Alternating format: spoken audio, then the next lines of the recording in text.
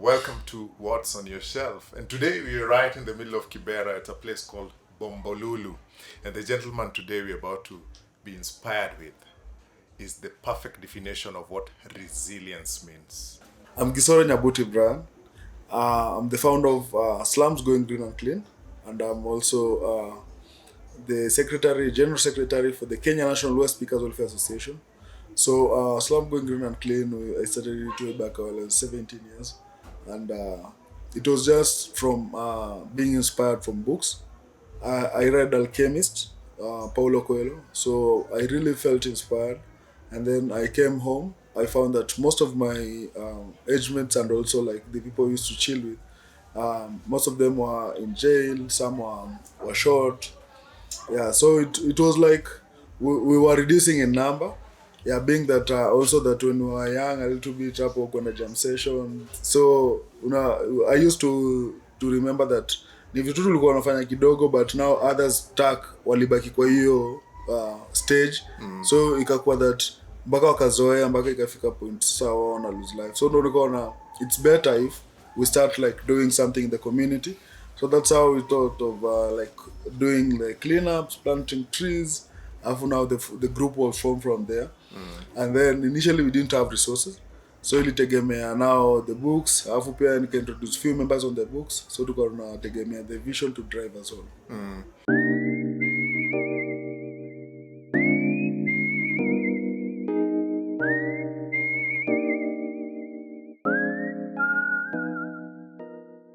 Waste Pickers Welfare Association. How do you find yourself there? How did it get there? So basically, when I was now in Slum Going Green and Clean, we are be doing like the jobs, and then we were more of the waste pickers, and also we had a guy called Griffins from Sejad. So he really helped us because he was in a meeting, and then he realized that the South African had a Waste Pickers Welfare Association, and it was collectively bargaining for the waste pickers. And then he came and helped us in organizing now here in Kenya. So he reached out also to me, and I was like, yeah, I'm in. And then he reached out to other people who are doing like environmental jobs. And then from there, we set up a meeting. So we found that we were like 15 from 17 sub-counties. And then now we chose that Dandora to be the head, like to be the headquarters. So Dandora is where we have our headquarters. And then now we have like other regions.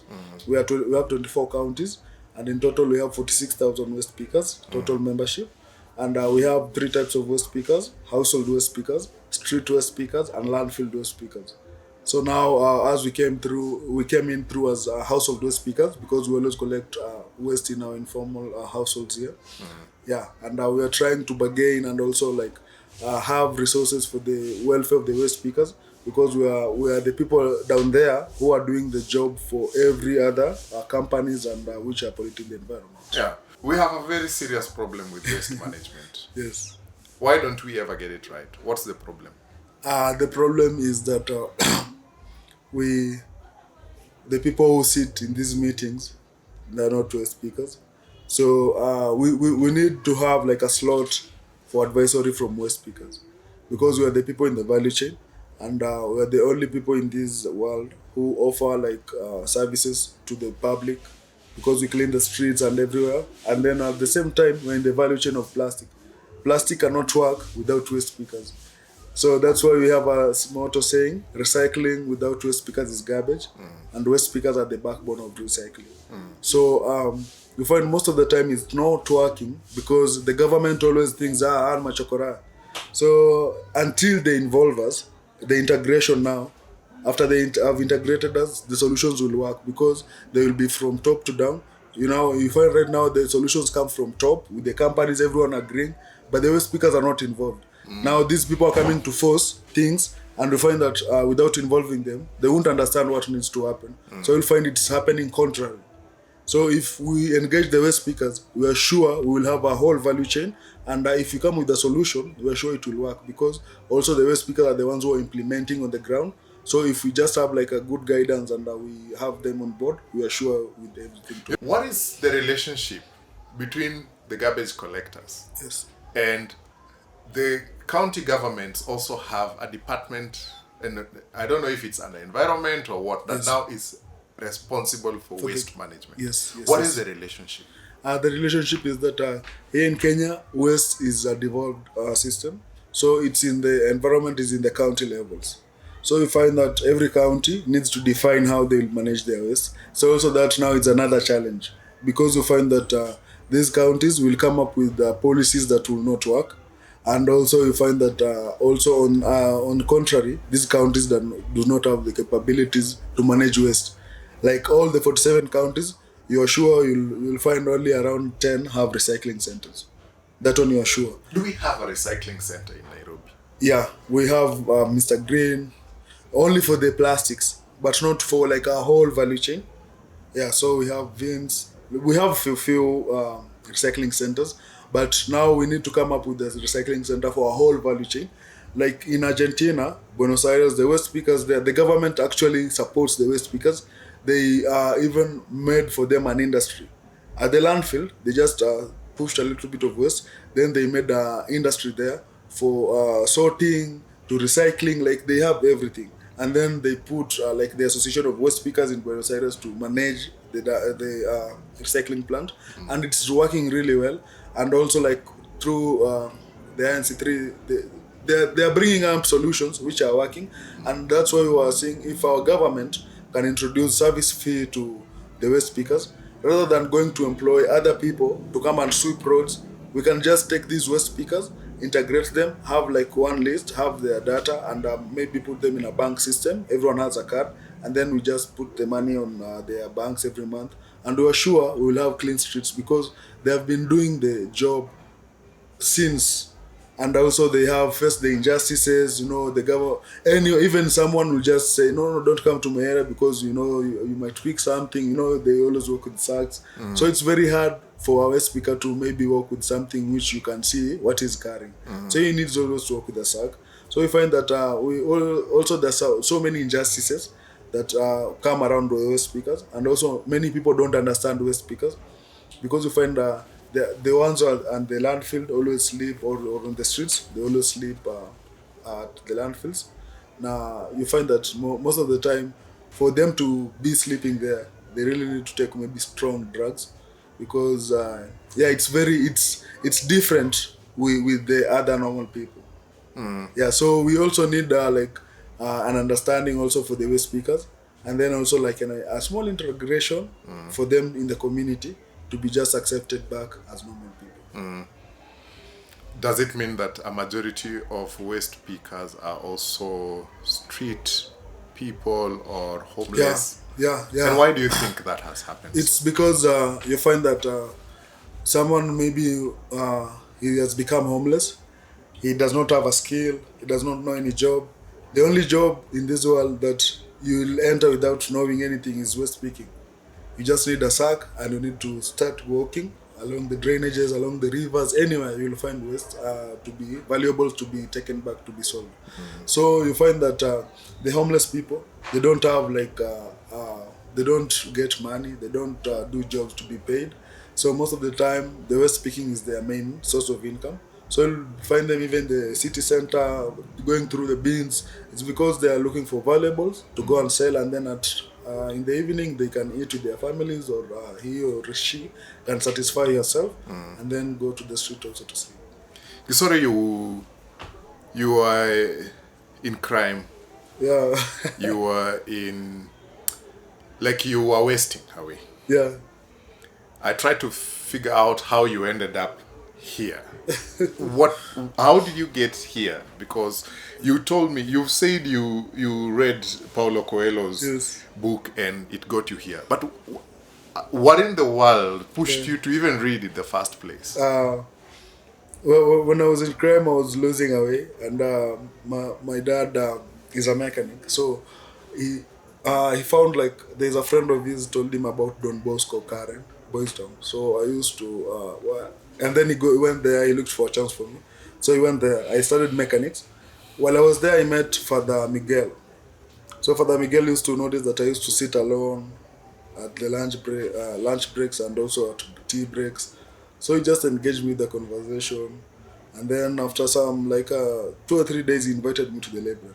So initially, he used to read alone at the library. He also, I used to pass in the evening, and I see he has opened the library, but no one was used to go there. So when he introduced me and gave me The Alchemist.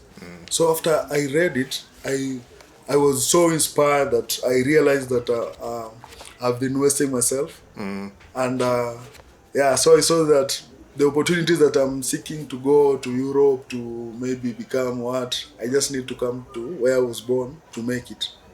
So that's how I just squared down, and I realized that I can come to the community, engage the youths who we used to work with, who are in crime, and we form something and we start moving on.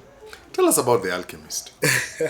So The Alchemist is a book about a shepherd called Santiago. So he wanted to explore the world. So he used to take care of his father's cattle, and one day he went to his father and told him that I want to explore the world. And his father gave him some 3 gold coins, and that was his inheritance he had kept for him. And also he gave him a book. So he used to read a book, like a big book, and the book at night used to be a pillow. So he used to sleep in a church, and the church was a little bit in ruins. So while in the church, he used to sleep after keeping the shepherds inside, like the flock of the sheep inside. He saw a vision. So he didn't understand the vision clearly, but he was starting to see he's being shown to go to Egypt. He used to see vision, and then so he went so many steps till he went to Egypt and back to Spain, to the same church. And when he met a shaman, so the shaman told him about the vision. He interpreted the vision for him. So, and she told her one thing: "You will not pay me, but if this vision becomes true, when you find the treasure, 1/10 of the treasure, bring it to me." So Santiago was like, he was thinking maybe this lady is just doing fun, he's telling the palm he's just crazy. But when he started following the visions till he reached Egypt, and then he met another shaman there and told him to go back to where the church and to dig there, and that's how he found the treasure. And he took the treasure and he took it to the shy lady, the first one, who told her about the treasure. And all in the journey, you realize that it's about a dream and the vision, but the vision it's not clear in the start, and also it's not clear in the middle. But when he reaches to the treasure, he can join all the dots. He can realize, I was going through this step because I needed to reach here. I was passing through this perseverance, I needed to reach here. And also there was some point in Egypt, he was stolen. People came, bandits, they stole everything from him. And also he went to work also. So he was working for someone in North Africa. He was selling tea. So when he used to sell tea to the people who are doing business, the transit, the camel people who exchange goods here and there. So he used to sell tea kwa hiyo mlima and with the crystal glasses. So the people who I used to pass also used to tell him about stories of Egypt, the pyramids. Yeah, so the pilgrims. Yeah, the pilgrims. Yes. So he decided also I need to go there. So he had worked there for the guy for 2 years. And when he was coming to work for this guy, he was literally closing his job. I'm just giving it 1 week, I need to close. But when this boy came, he came with a new vision. He told this guy, this thing is not working because of this thing is not working because so venye umse alimwambia, okay, you take the lead, we rekebisha. So when he rekebisha, the people were just flocking. Even the other businesses, hiyo chai iko inauzwa in the other places, hasa walikuwa tu wanakuja in this only one area. Na wakienda wanaambiana, there's a boy up there selling tea in these crystal glasses. Now the crystal glass, imagine tu ndo ilimuuza.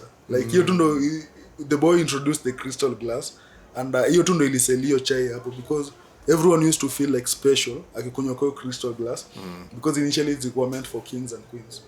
So when your boy was introduced hapo sasa to the people who are doing the businesses, so ili ikawa keep, alafu alikuwa na make pay hiyo chai in with love. Sasa unajua also now their love comes in. Alikuwa na make very dedicated. So ilikuwa na alikuwa anaishi hapo sasa. Venye yule alimlipa akienda Egypt, akaibiwa everything.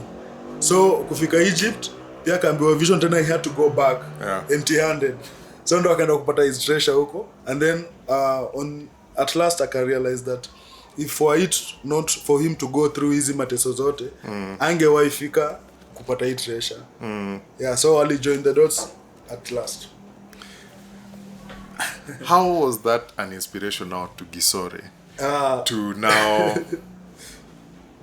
follow the dream? Yeah. Did you even have a dream at that point? You're reading that book. No, at that point I had a convincing dream. I wanted to just become more of a military person, and then also I wanted also to become a father. So being that I was in the school, I saw a father like a Catholic father. Catholic father, all right. Yeah, so being that I was in the group in the Don Bosco, I realized that I could now take this advantage to become one military father.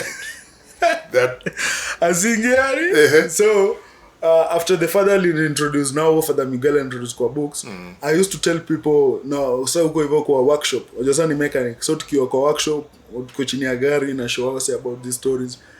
Ilifika time mpaka sasa mimi nimekuwa library inajaa mpaka inabaki tufukuze wase. Tunaambia wase before uchukue books kaeni chini. Kama una sit toka nje. So from there hadi your father pia alishtuka what's happening, because like before ukam hakukuwa na msana kama library, alikuwa anafungwa juu ilikuwa from 7 to 9 usiku. So hakuna msana soma. Kila msana toka kwa class yao. But sasa mimi nikamin kwa nikishow wase stories wase waka get interested. Mpaka tukaanza kukuwa na hiyo like study cell, study circle. So mimi nilifeel inspired with the book, like ile kaya mimi niko nataka iko hapa home, unaona haiko mbali venye nafikiria, ni hapa tu home. Success yangu naweza ijengea hapa na naweza ijengea nikijenga wase wengine wetu, unaona sita succeed peke yangu lakini nita succeed na wase tuko na wao. So ndo nika realize better ni come home nijenge than nifikirie kwenda kwa job Europe. Hizo ndo zilikuwa za pia such ideas, unaona ukimaliza mechanic hii kuingiana una apply uende kufanya job huko. So hiyo garbage nyinyi mkisha collect, yes, where do you take it? Tuko na landfill hapa Kibra, tuko na around 18 holding grounds. Yeah, si bigi sana, ni ndogo ndogo, but hizo za kuhold kanjo inakuja inapeleka D. So before iende huko si tunasort tu kidogo juu tunakumbuka kwa landfill wale ma waste picker wako huko hawaendi kutafuta, wanangoja zile za tunapeleka wasort pia wapate do. So sisi tunachukua tu plastic kiasi, alafu zingine tunaacha hapo na maboxes na like kweli mnaacha. Tuwalai tunaacha. Kweli. Yeah, for sure. Hata sisi tukiendanga like wase wetu wakienda kudam, hawa wase wengine huwa okolea hadi wanasort because wanajua vitu zote ziko na mali. Tunaelewa. Ama saa pengine tukipata like kama mahaoni mingi na mvua imenyesha, hakuna time ya kusort, ni kupack hivyo ziende, wale watasotia huko watachukua hizo valuables. Unaona? So unapata hiyo ina bring up hiyo like waste because wale mko na good rapport juu wanajua ni haja mwezi tusahau. One of the people nimeona kwa shelf yako Wangari Maathai is a renowned environmentalist. Yes. There are a lot of stories associated with her, but a lot of people identify with her from the works she did to fight for the environment. Yes. And I've met Wangari Maathai in very many people's shelves that I've met on this podcast already, but there is a title that I'm seeing today that is quite different. Yes. The Challenge for Africa. Tell us about the Challenge for Africa. So the Challenge for Africa is that what is the book about? And the book about is Wangari Maathai like bringing her mind all together to write about like the differences ameona in Africa, like places ametembea, places like our governing system, our food system, environmental degradation. So unapata yote ina boil down to leaders who are greedy. Unaona? So unapata leaders who are greedy ndo wanafanya like tunaenda kuona these all misfortunes because they sell out our countries for pennies. Unaona? Like wao wana hata unaona what's happening in DRC Congo. So ni pia ni examples anapeana hapo, unaona? Like one example kianza kwanza ya farming alikuwa ni Yaounde in Cameroon.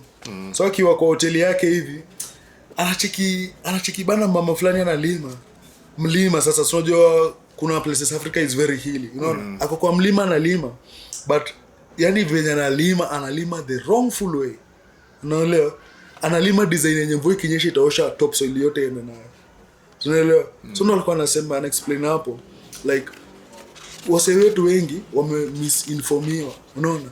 Tulikuja tukatolewa from what we used to practice, tukapelekwa kwa vitu zenye si hatuelewi, unaona. Alafu tukachanganywa sasa hata tuelewi anything, because unapata alikuwa anasema kama mama angekuwa analima hoja kwa mlima ile round hivi in terrace form ingekuwa easier, ingekuwa ina hold hiyo topsoil. But sasa unajua yeye analima ile anachapa mchanga ikikuja chini across, unapata time vutu itanyesha hiyo yote inaenda kwa river. And alikuwa explain that's why unapata sahi there are so many rivers zinapitisha maji ya red than clean water, because wase wote wanalima the wrong way, unaona. Hakuna wase wenye wanalima the right way. Hapo kasema mother akiendelea kulima hivyo akiacha watoto wake hiyo shamba itakuwa bad. Already amelima for 30 years the wrong way, unaona. Akiacha hata watoto wake haina any value. So alikuwa sema the next coming anapiti the next generation which is coming, because sasa unaona hizi vitu watu wameanza kupanda chakula na maji unaelewa. Hapo ndo tutaelekea, because hakuna nutrients kwa soil. Wasao wamekuwa kilima the wrong way, wasao wamekuwa wakifanya like vitu za zieleweki, unaelewa. Wanapiga dawa, afu tena point nyingine ni ya dawa, unaona. Wanapiga chemicals kwa plants, na initially before colonialism ikuje tulikuwa tuna plant plants without chemicals, unaona. Sasa mtu anapiga chemical, na hii chemical inaingia only 1% fertilizer, inaingia tu kwa hiyo plant only 1%, hii nyingine yote inakuwa washed away na mchanga, unaelewa. So alikuwa anasema that hii tunaelekea the wrong way, because wasio wanaokulishwa vitu waelewi, atujui what the farmer is planting, unaona. Atuko kwa grow. Alafu the other thing ni hiyo story ya food ya soil. Alafu the other thing is that greediness ya leaders. So unapata a lot of leaders they are coming up with like they are selling our country in a very cheap thing, unaona. Alafu unajua pia colonialism ilifanya dollar iko our currency is very weak against the dollar. So unapata sasa wanaweza pia mtu $20,000 na wakuja wachukue a whole gold mine. Unaona? So government inasahau wao wenyewe wange mine this gold, unaona, wangepata a lot of revenue than wao kuuza tu, wasema umepiga hivyo, umeona kuna gold hapa, sawa, tupeni pesa fulani. Alafu hapa hii pesa yote inapoketiwa with one person. Unaona? So walikuwa wasema also the greedy leadership inatufanya tunakuwa na neo-colonialism, because tunakuwa in debt, na wase wakichukua hido bado wanaibank in the European states hapa huko hivyo ma offshore accounts, na inaendeleza wale wase. Alafu at the same time huko hivyo wase wetu wanaumia, na labda hata hiyo do basi wangeiba iendeleze Kenya ama iendeleze country. We've never thought about it like that we take loans, people steal the money, keep it in the offshore accounts. It is in a certain bank in Europe that is still using that money for their own investment. Yet sisi hapa watu wanaumia, and we find even there was an experience he was giving, like there was a bank in Europe, it was failing, but only one politician in Kenya alieka huko hivyo more than $3 billion yenye liba hapa Kenya. So the bank came to ametaja huyo politician. Amemtaja? Hakutaja. Unajua sasa hapo hivyo ataji ni examples tu anapeana. Alafu akasema this country where we have like leadership yetu yote, we will have watu wenye tu wao wanataka tu pia wao wageta hapo wakule. Unaona, there is no one who's ready to serve. No one is thinking about serving any other person. Everyone is thinking about how can I accumulate this for myself. For myself, everyone is thinking about how I can myself. Alafu the other thing is that alikuwa anasema you find people who want to invest, but kitu na keep off ni what's my kickback, what's my thing hapo hivyo, unaona. This person is coming with an investment, but you find one person anakuwa barrier because he wants a kickback, unaona. So unapata like a whole country that lose investment because of only one greedy leader. I've heard those stories a lot, especially in the environmental space. Is it true that there are international companies that have come here that were willing to recycle our waste but were discouraged because of kickbacks? Even me, I have one that wanted to fund us to fanye river cleanup. The guy has over 3 billion shillings, 300 billion shillings, like $30 billion. But aliambiwa kwanza apeane kickback ya 50 million to one person. 50 million shillings. You know, $45,000. No. Ndio afatiwe nini? Yani $450,000, sorry. Ndio apewe nini license? Apewe go ahead. The guy wanted, unajua governments zinawak. Saa zingine unakam na do yako, unafanya kitu, then they repay you. Ikisha work, oneme wako na repay. So the guy wanted to come and clean the river. I introduced system pen to EBD. So EBD, hakuwa anataka rivers zimesmentiwa. Rivers zile ziko in their natural form. So ni machine ndogo tu kama hii mic, anaiweka chini ya maji. Unaona, afu anaiwekea nini distance ya 100 meters each. Na akiweka hapa on this bank, anaweka the other on this bank. Alafu as long as there's no waste, bora hiyo waje ni black, bora kuna EBDs hapo, and system itakuwa clear. Unaona? Na EBD inaweza, hiyo the system inaweza kaa hapo hivyo for around 2 years. Alafu ikuje tu change hiyo yako ingine. So the guy wanted, and he wanted to come with the whole system. Sasa yeye alikuwa anatupea pande ya waste management na ku clean the river. Kuna system sasa ya recycling, hiyo ilikuwa iko na other people. Kuna system ya ku turn this waste into valuables, hiyo ilikuwa iko na other people. So it was a whole system coming to different people's different organization, but alisetiwa back with the kickback issue. So this person who wanted the kickback is here. Yeah, the person who wanted the kickback is in the Ministry of Environment. Here in Kenya. Yeah, here in Kenya. But now, hata mimi aliniambia if I can get the president, because sasa I try every other person wanamchoresha giza. Kila mtu anamwambia anataka kickback. So akaniambia if you can deal with the president direct or the governor, hapo yako sure. Hadi alirudi states. But aliniambia siku wenye tu unaweza have meeting na preso na nimtumie nimwambia ameagree siku fulani, yeye anapanda ndege anakuja Kenya. The governor of Nairobi City, if you're listening to this, Sakaja, please, this is an opportunity for us to clean the environment that has gone into the drains because of one person's greed. Now, the guy wanted a kickback of... so before me anipate, I'll refer you to me with another guy who we did work in the slum. So yakamwambia, I know of someone who's doing something in the informal settlement. Tebu, reach out to him. No. So I'll reach out to me akidhani also I can like get the governor attentions directly or the president. Nimpeleke tu hapo, unaona. So ndo akanambia amekam Kenya like 3 times. So amepata hiyo setback because kila mtu anamleta akona mtu wake mwenye huyo mtu anataka do. Unajua sasa pia mimi ningemconvince nione kuna mtu wangu yeye akikuja hapa tena mtu anataka do.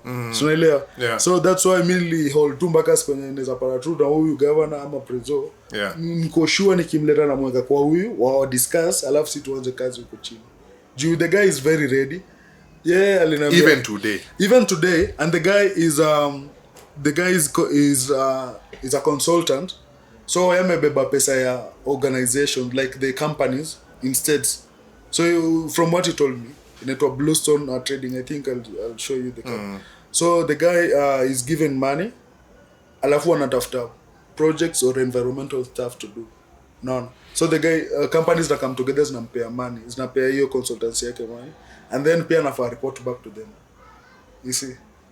So that's one example. And finishing on Garevadai. Yeah. Also the thing he outlined is that we are tunanyanganywa what we used to do, because unapata the trees that you are planting are not the trees that were there.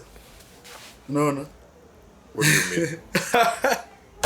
You know, in this environmental thing, yeah. Me I came to realize that we are really being fooled, and we are really going bad because unapata trees mingi like forest trees, ukikata hata branch uweke hivi kwa mchanga inamea.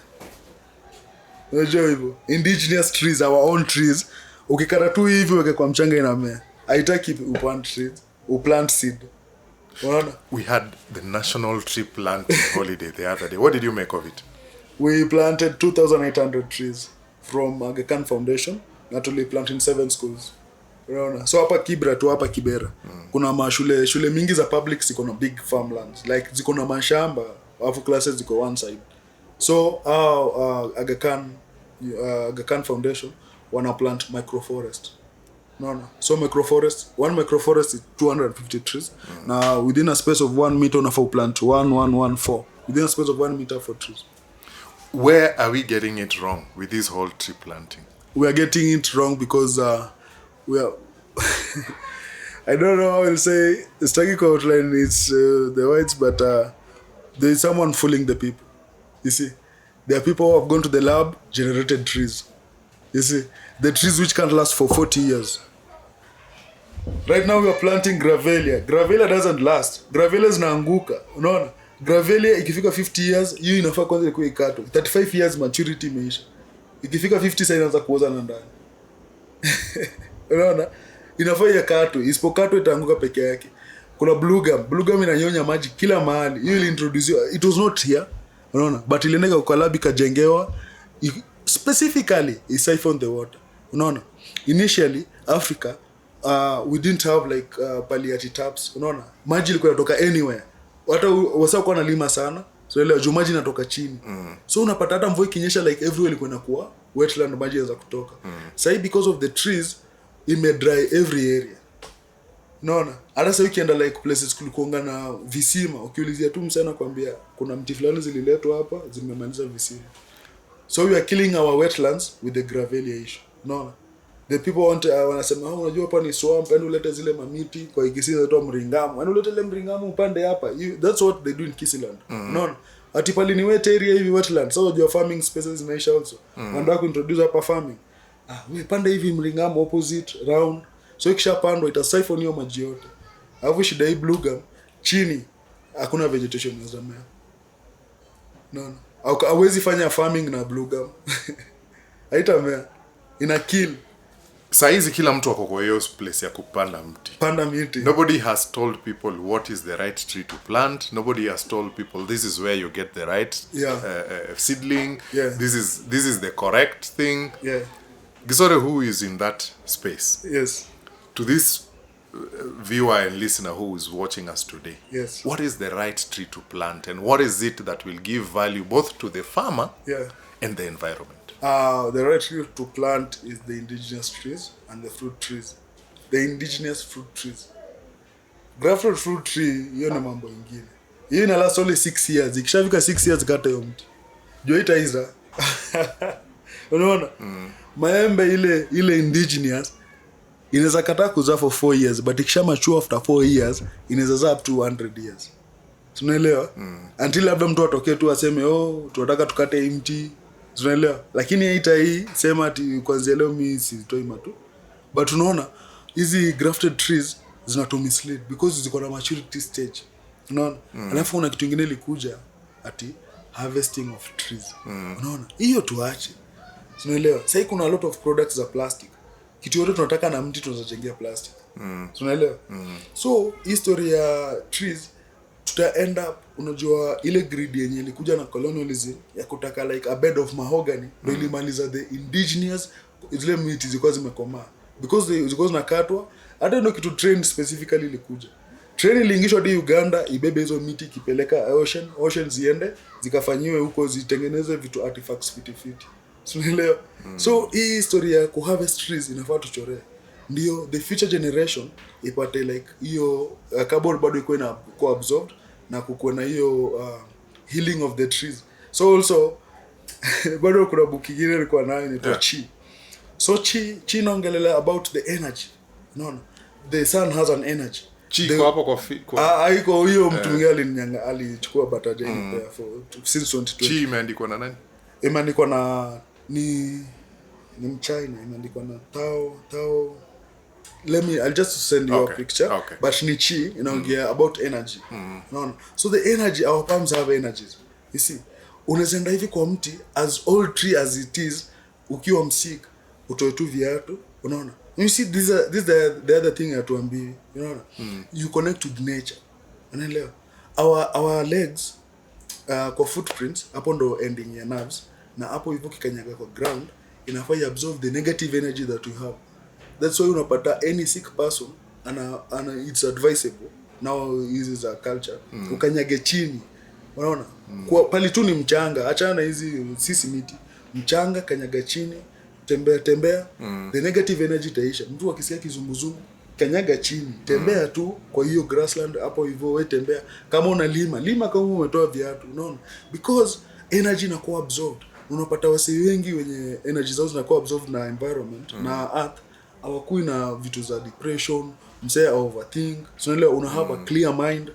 So kwa hii nini ya chi inaongelelea that kuna power in everything, kuanzia kwa maji, unaelewa, everything is a living thing.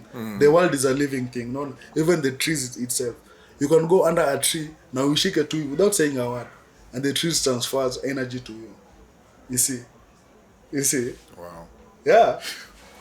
Unajua kisema hivyo naangalia sana wase wengi wenye wamegrowia Ocha. Yeah. Because ulikuwa unaenda shule mgutupu, ulikuwa unafanya vitu like it was a lifestyle. But then if you think about it, if you look at it, most of those people who grew up in the rural areas barely got sick.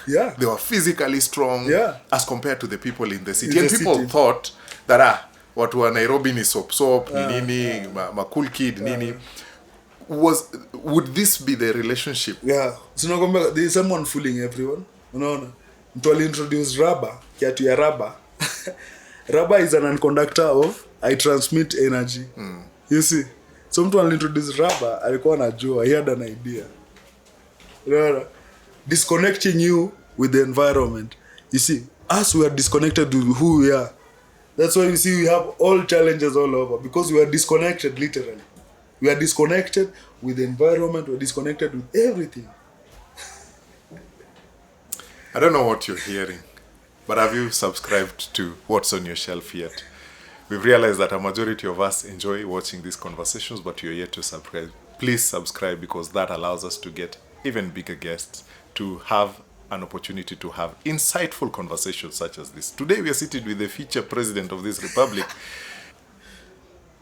Take a minute and think about what this guy is saying. Gisore, that introduces me to the next book, because I want to be done with this. I'm seeing a lot of books I want to discuss about. Rubbish belongs to the poor. Patrick O'Hare. Ama O'Hare. Rubbish belongs to the poor. Tell us about this book. So, it's written by a Scottish guy. I met him at the UN, and he liked how I was giving interventions about waste speakers, and he brought me the book. So I read it, and I was like, what he's saying is that rubbish belongs to the poor because of the one thing that we were saying, the end value. You see, for rich man, akinunua labda soda, hiyo plastic anatupa juu, it doesn't have a value to him. You see, but there is someone here who doesn't have a job. Unaona, hiyo ndo job yake. Then the other thing is that countries will just divide. We have the superpowers, the top notch, and then baga tuko kwa wale those who don't have it. Others. So even in Kenya, there was a time in 2020 we had a big demonstration at Tao, because USA had agreed with Kisii County, wapea land, to be bringing the plastic there through containers. Zinashuka na ndege literally Kisumu Airport, zikuje Kisii ziekwe pale. Imagine this thing. Unaona? You know China had solutions of plastic. Unaona? Walijenga nazo barabara, like they did a lot of things, and then wakafunga, wakaambia US, we don't want your plastics anymore. Unaona? So US, like, unajua sasa hawataki kuchoma, they don't want incineration, you see.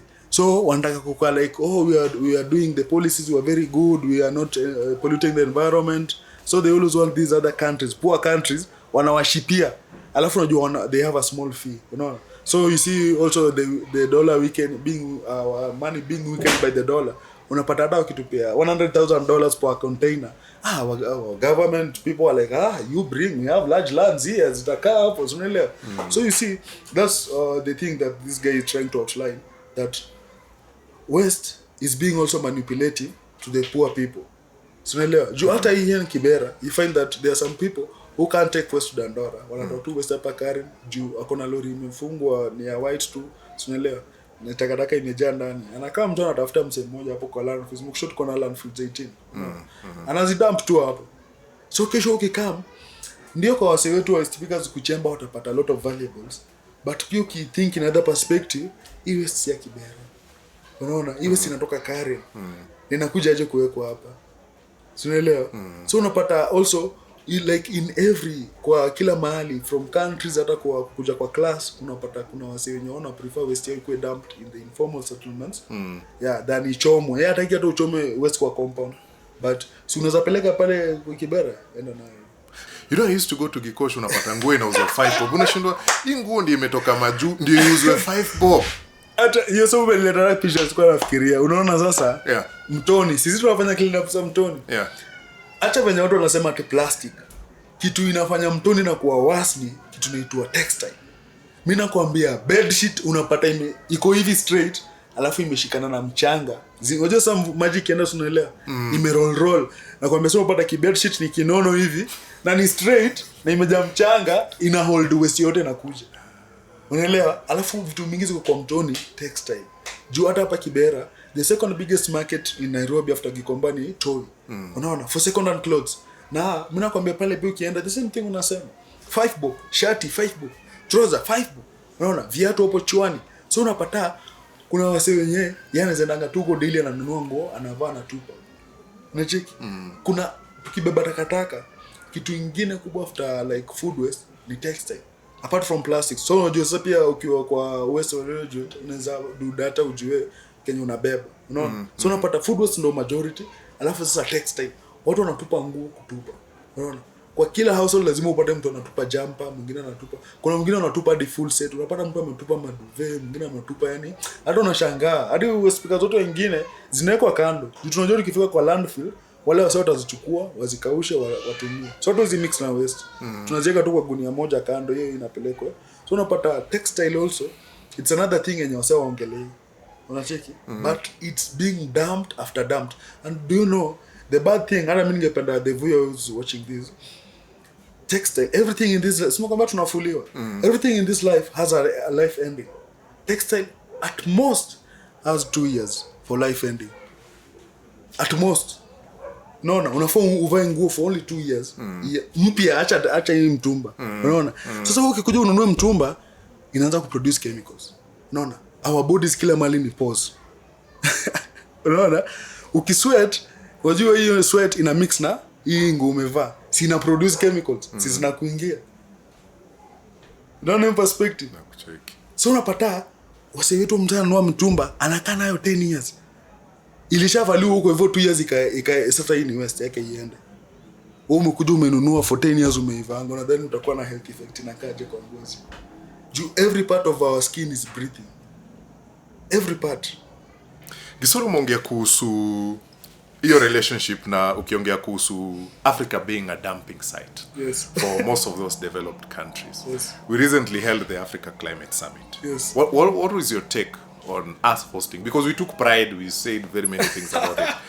But what is your take on the reason? My take is that we are also being manipulated. You see, we are like puppets. You know, the companies, wajosaka kwa kola iko kwanza huko juu, alafu iko huko chini kwa in every poor country. So the top people wana fund. Unaona? So unajua as long as ni free, you are the product. Unaona? Juu African Climate Summit si kitu ilifandiwa na Kenya. Ni kitu imefandiwa na hizi corporates. Unaona? Si tu ni kupatana pale kama kungamano. So hiyo inatuambia nini? We are the products. Unaona? We did not fund the Africa Climate Summit. The government will say, you know everything. Hata sahi mimi tuseme ama hata wewe upate like a project na ushine, the government will put hapo ni yao logo. You're a government person. Yani you're a Kenyan government, you're a Kenyan person. So government pia lazima take your pride. So unapata initiatives mob zinakonga tu na hiyo nini ya gava, so that gava isiwastopishe logo, lakini gava ifunding a lot of money. Jota ka gava yenyewe inaomba bonds, inaomba do kwa hizi corporates. Imagine watafund aje. Jile kitu ilikuwa extensive na but the top notch ilikuwa funded na hizi companies. But wajua hapa down, gava ndo inapanga, gava ndo iko kwa ground kila kitu, lakini top notch the funding inatoka somewhere else. Did we have anything that tulitoka nao kwa hiyo summit tunaweza sema? No. Because I've asked a lot of people, what is it that we can say we left or inspired by the young people of this continent with from the African Climate Summit? It's just talking and greenwashing, nothing else. We have a lot of greenwashing, a lot. What's greenwashing? Greenwashing is like now as sasa unaona sasa venye mimi watu watajua mimi msao speakers, hii secretary general. So unapata kampuni tuka Coke wananiita mkutano. Unaona? Wakienda mkutano wananichotea tu hapo hata kata ukinde pa DM ni aje si umekuwa na sisi wewe shika hii. Unajua wiki ni full, unaona? Tukimaliza tunapiga picha na hao top, unaelewa? Asimi tunapiga, tukimaliza kupiga hiyo picha online. We are working with the West speakers. Umeelewa? Radio ni greenwashing. Sasa unajua pale hata wasao kienda kuwa fight hata huko kani UK, yake tu picha waambie ni aje. In Kenya we are working with the West speakers. Unajua hapo kwanza unanyamaza. Unaelewa? Yeah. So hiyo ni greenwashing. Unapata hawa sasa wanakaa pale kwa dump site wanawapea PPEs, overalls, picha tu papa. Yakienda we are working with these people. So unaona msee kiona yenyewe na realize yenyewe you are doing something. But PPE, unajua PPE inararuka. Within 3 months msee amekuwa nayo daily, hata 2 months inachapa. Unaona? But msee hizi fund system yenyewe. Hawa sasa wanaweza kuwa hata na kampani yao kwa na shares, hizi fund kitu kama hiyo. Lakini hati PPE juu unajua hata last ile ina msell, unaona? Yeye anataka kitu na brand. Alafu akikupewa PPE, logo yako ni kadogo hapa. Yake amepiga hapa nyuma kitu hivi. Yaani lazima watu wajue ni aje. We are the ones who gave you these things. Unaona? So radio ni greenwashing because ukitembea kila mahali una brand umse. Nyamji brand. Unaelewa? Ama unapata mnapewa funding. Hii funding mkipewa huko juu inawafunga hivi. We love funding. Africa loves funding. Everybody is talking about funding. Everybody is talking about we need this funding and that funding, and there are a lot of funds that are directed towards Africa. And as Sasa presidents who are easy Africa, we love loans. Kenya is sinking in loans. What makes you angry? What makes you want to be the president, Gisore? Because you have my vote, by the way. Sure, thank you. What makes me is that we coming down to see what we have. We have what the world needs. Even here in Kenya, if you just put down the minerals that we have, they are over 50. You see, even me, I was watching like a documentary, and I realized that we are mining minerals flani, like they are special stones. Unaona? Now 1 carat of the stone goes around for $18 million. In Kenya. But these things, they are owned by one person because at hiyo shamba linunua. You see? Aya, up there. A foreigner or a Kenyan government, a Kenyan government person, senior person, you see. Up here in Turkana, we have the oil, the BP, and the BP is mining. But our oil, the study said that our oil is top notch. Top notch. Literally, hata imeshinda zile za Iran. Unaelewa, our oil is super. Yani ni ile yenye hadi wanaenda kujengeza kwenda space, mafuta ya kwenda space, unacheki. But ukiangalia sasa, what is Ruto saying about? He's just telling us issue ya Israel na pale Palestine inafanya oil inakuwa expensive. Issue ya Ukraine na Russia inafanya ile. How? Sisi wenyewe tulianza kumine oil 2011. Unaona? Our government has a deal with these people for 20 years. I say what I siphon everything watoche pale pumps zinaenda kufa. Unaona? Tuko na oil refinery Mombasa. Mbona hiyo oil ingechanneliwa Mombasa, irefiniwe, ikuwe petroleum tutumia hapa Kenya badala tu ship oil in Kenya. Na vile price ya oil sahi ina shoot, unaona? But we have been mining oil since 2011. There are things we don't speak about. Unaona? We have like in Kenya the minerals that are here peke yake. Taita Taveta here. Taita Taveta has minerals after minerals. You see? But there is no one speaking about these things. Unaona? These things wamezi privatize. Until we nationalize these things, unaona? Libya, Gaddafi used to do the same thing. Gaddafi nationalized everything. Unaona? Hata kama watu walidanganywa. That's why I'm telling you, people are fooling people. Watu walidanganywa. Say they are crying. Unaona? Hawa say walitoa Gaddafi pale. But every Libyan person walikuwa kifika 18, ukipewa ID, unajengewa bank account system. Unapewa nini yako, debit card. Pesa inawekwa hapo. Every month lazima wajue mse fulani si ako na ID, si ni Mlibia wetu. Pesa inamwekea kwa account. Unaona?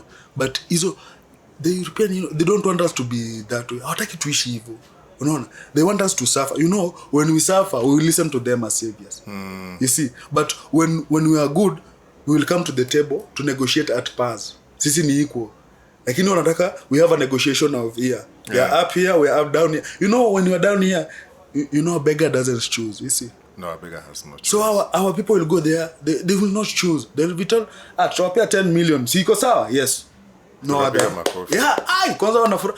Hiyo 10 million kenye itafanya ni 500,000 ndio inaweza fanya kazi. Hiyo ingine yote itapoketiwa with everyone. Unaona? Na hao wenye pia wenye wamewasaidia kwa hii government ingine wakawapea 10 million, pia wako na kickback. One of the people who've been very vocal Yes. about us stepping out and speaking and demanding what's rightfully ours is Boniface Mwangi. Tell me about Unbounded. Unbounded. So Unbounded, we got it from a lady called Becky Mwirure. So she came here to do a story for us for KTN, and she was very she really liked the way we were reading, and at that time we were very young also. So she was shocked, like, you youth, you're reading. And one of our members requested a book from Boniface Mwangi. Yeah, so that's how we got the book. And then Becky told us that he'll get the book signed by Boniface Mwangi himself. Actually, the book is signed by Boniface himself. Yeah, so yeah, we need to check it. Sorry. Wow. So Boniface is someone who has come from the trenches. Literally, he did not akuzaliwa kwa utajiri, unaona, and also like he had a lot of setbacks from people, and also kama angeenda ile approved school, like he could not speak up because the approved school also had like a system. You could not come and start disrupting the system. So I really feel that we need to be more of Boniface Mwangi. We need to have a lot of Boniface Mwangi. And also you see that Boniface Mwangi, when he was standing up, he didn't have people to support him like now we also have other voices. You see, we only had Boniface Mwangi. So also silencing him, it was very easy because, it's only Boniface Mwangi. So if also Boniface Mwangi had other more than 50 Boniface Mwangis, now you could have been confused. Because when Boniface Mwangi is quiet, you just hear another Mwangi here speaking very eloquent, and you're like, no, I thought it's only you, Mwangi. Why is this? So I think Boniface really teaches us to be people who we think and we speak up for ourselves and for others. Because most of the people don't speak up for others. What was the most outstanding thing for you in that book? Never tell a young man it's impossible. That's the quote I always wrote in my heart. Never tell a young man it's impossible. Because for me, many people have told me it's impossible. They've told me, you guys, it's dreams. Let's give you 5 years. It's just a dream. You're crazy, you see. So I think never tell a young man it's impossible. And young people are the ones who will change our society. Because they are the next drivers. So if we have upright young people, we are sure of the next drivers taking us on a safe landing. We are sure of that. But if you have like corrupted young people, we are sure with them going to the next, because they'll become leaders also. So if they become leaders, they'll take us to another place, a rough distance that we didn't imagine. So I think also it starts from the house. Like, you see, her mom was very upright. So I think also we need leadership starts from the house. Also countries. There's a quote that says countries start from the house. If the house is fighting, you're sure the country fighting. So we need to have like systems in the house that always bring up upright people, because we are sure if this person is upright, also another family is also treating another person to be upright. When they come to meet, we are sure of an upright generation. Yeah. For me, as a film and TV person, I think I knew Boniface Mwangi because of his works. He did extensive documentation of the post-election violence, and I think when you interact with the images he took at the height of that violence, I don't think you ever desire to see violence again. Yes. And then Boniface has become very active in activism and just pointing out the things that are not happening. And he even ran for office, but he was not elected. That's true. Why didn't we elect Boniface Mwangi? It's because people tend to love bad people. Yeah, people tend to love bad people. You've spoken about. Let me just throw this question to you. You've spoken about right now somebody who has 300 billion Kenya shillings in a bank somewhere, waiting for us to stop being greedy. Yeah. For our river. Yeah. that is passing right next to our house Yeah. to be cleaned up. Yeah. And there is a leader Yeah. who wants to make it easier for that person to Come. Yes. But we will not pick this one, Yes. but pick the corrupt person. Who we know have stolen and has a record of stealing. Yeah. Why are we like this? Yeah. As I told you, we'll come down on there's someone fooling us. So we have mainstream media. It's being controlled by the powerful people. So they always want their person. So you see, also for us, Boniface didn't have like more resources to be everywhere. So also like mainstream media needed to take part to also popularize Boniface ideology. And also you find that the people who have been introduced to Kitu Kidogo. So I attended even Power 254. Also I used to go to Power 254. Even I didn't really ever meet Boniface. Because I used to go there with the capes the machupa to attend to event. But what will come down is that our people wamezoea hongo. You see, hapo hivi in the informal settlement wase wenye wanatafuta leadership waongojea mpaka the last minute. Unaona? Unapata wase wetu mimi wakunipea pesa sitamchagua. You see, so that's why I told you we need to come up with a system of thinkers like wajifikirie, because also wakithink they'll make a very wise decision. Unapata most of the time wanapewa doa hapo kwa mlango. Mnaenda kuvote leo, hapo tu kwa gate kuna msetu ana dish out money. Anawaambia votea nani? Hii ni pesa nani? So unapata wasa akienda, so unajua amepigwa tao, akona ile furaha, anaenda tu kitikio mse anaeka. Unaona?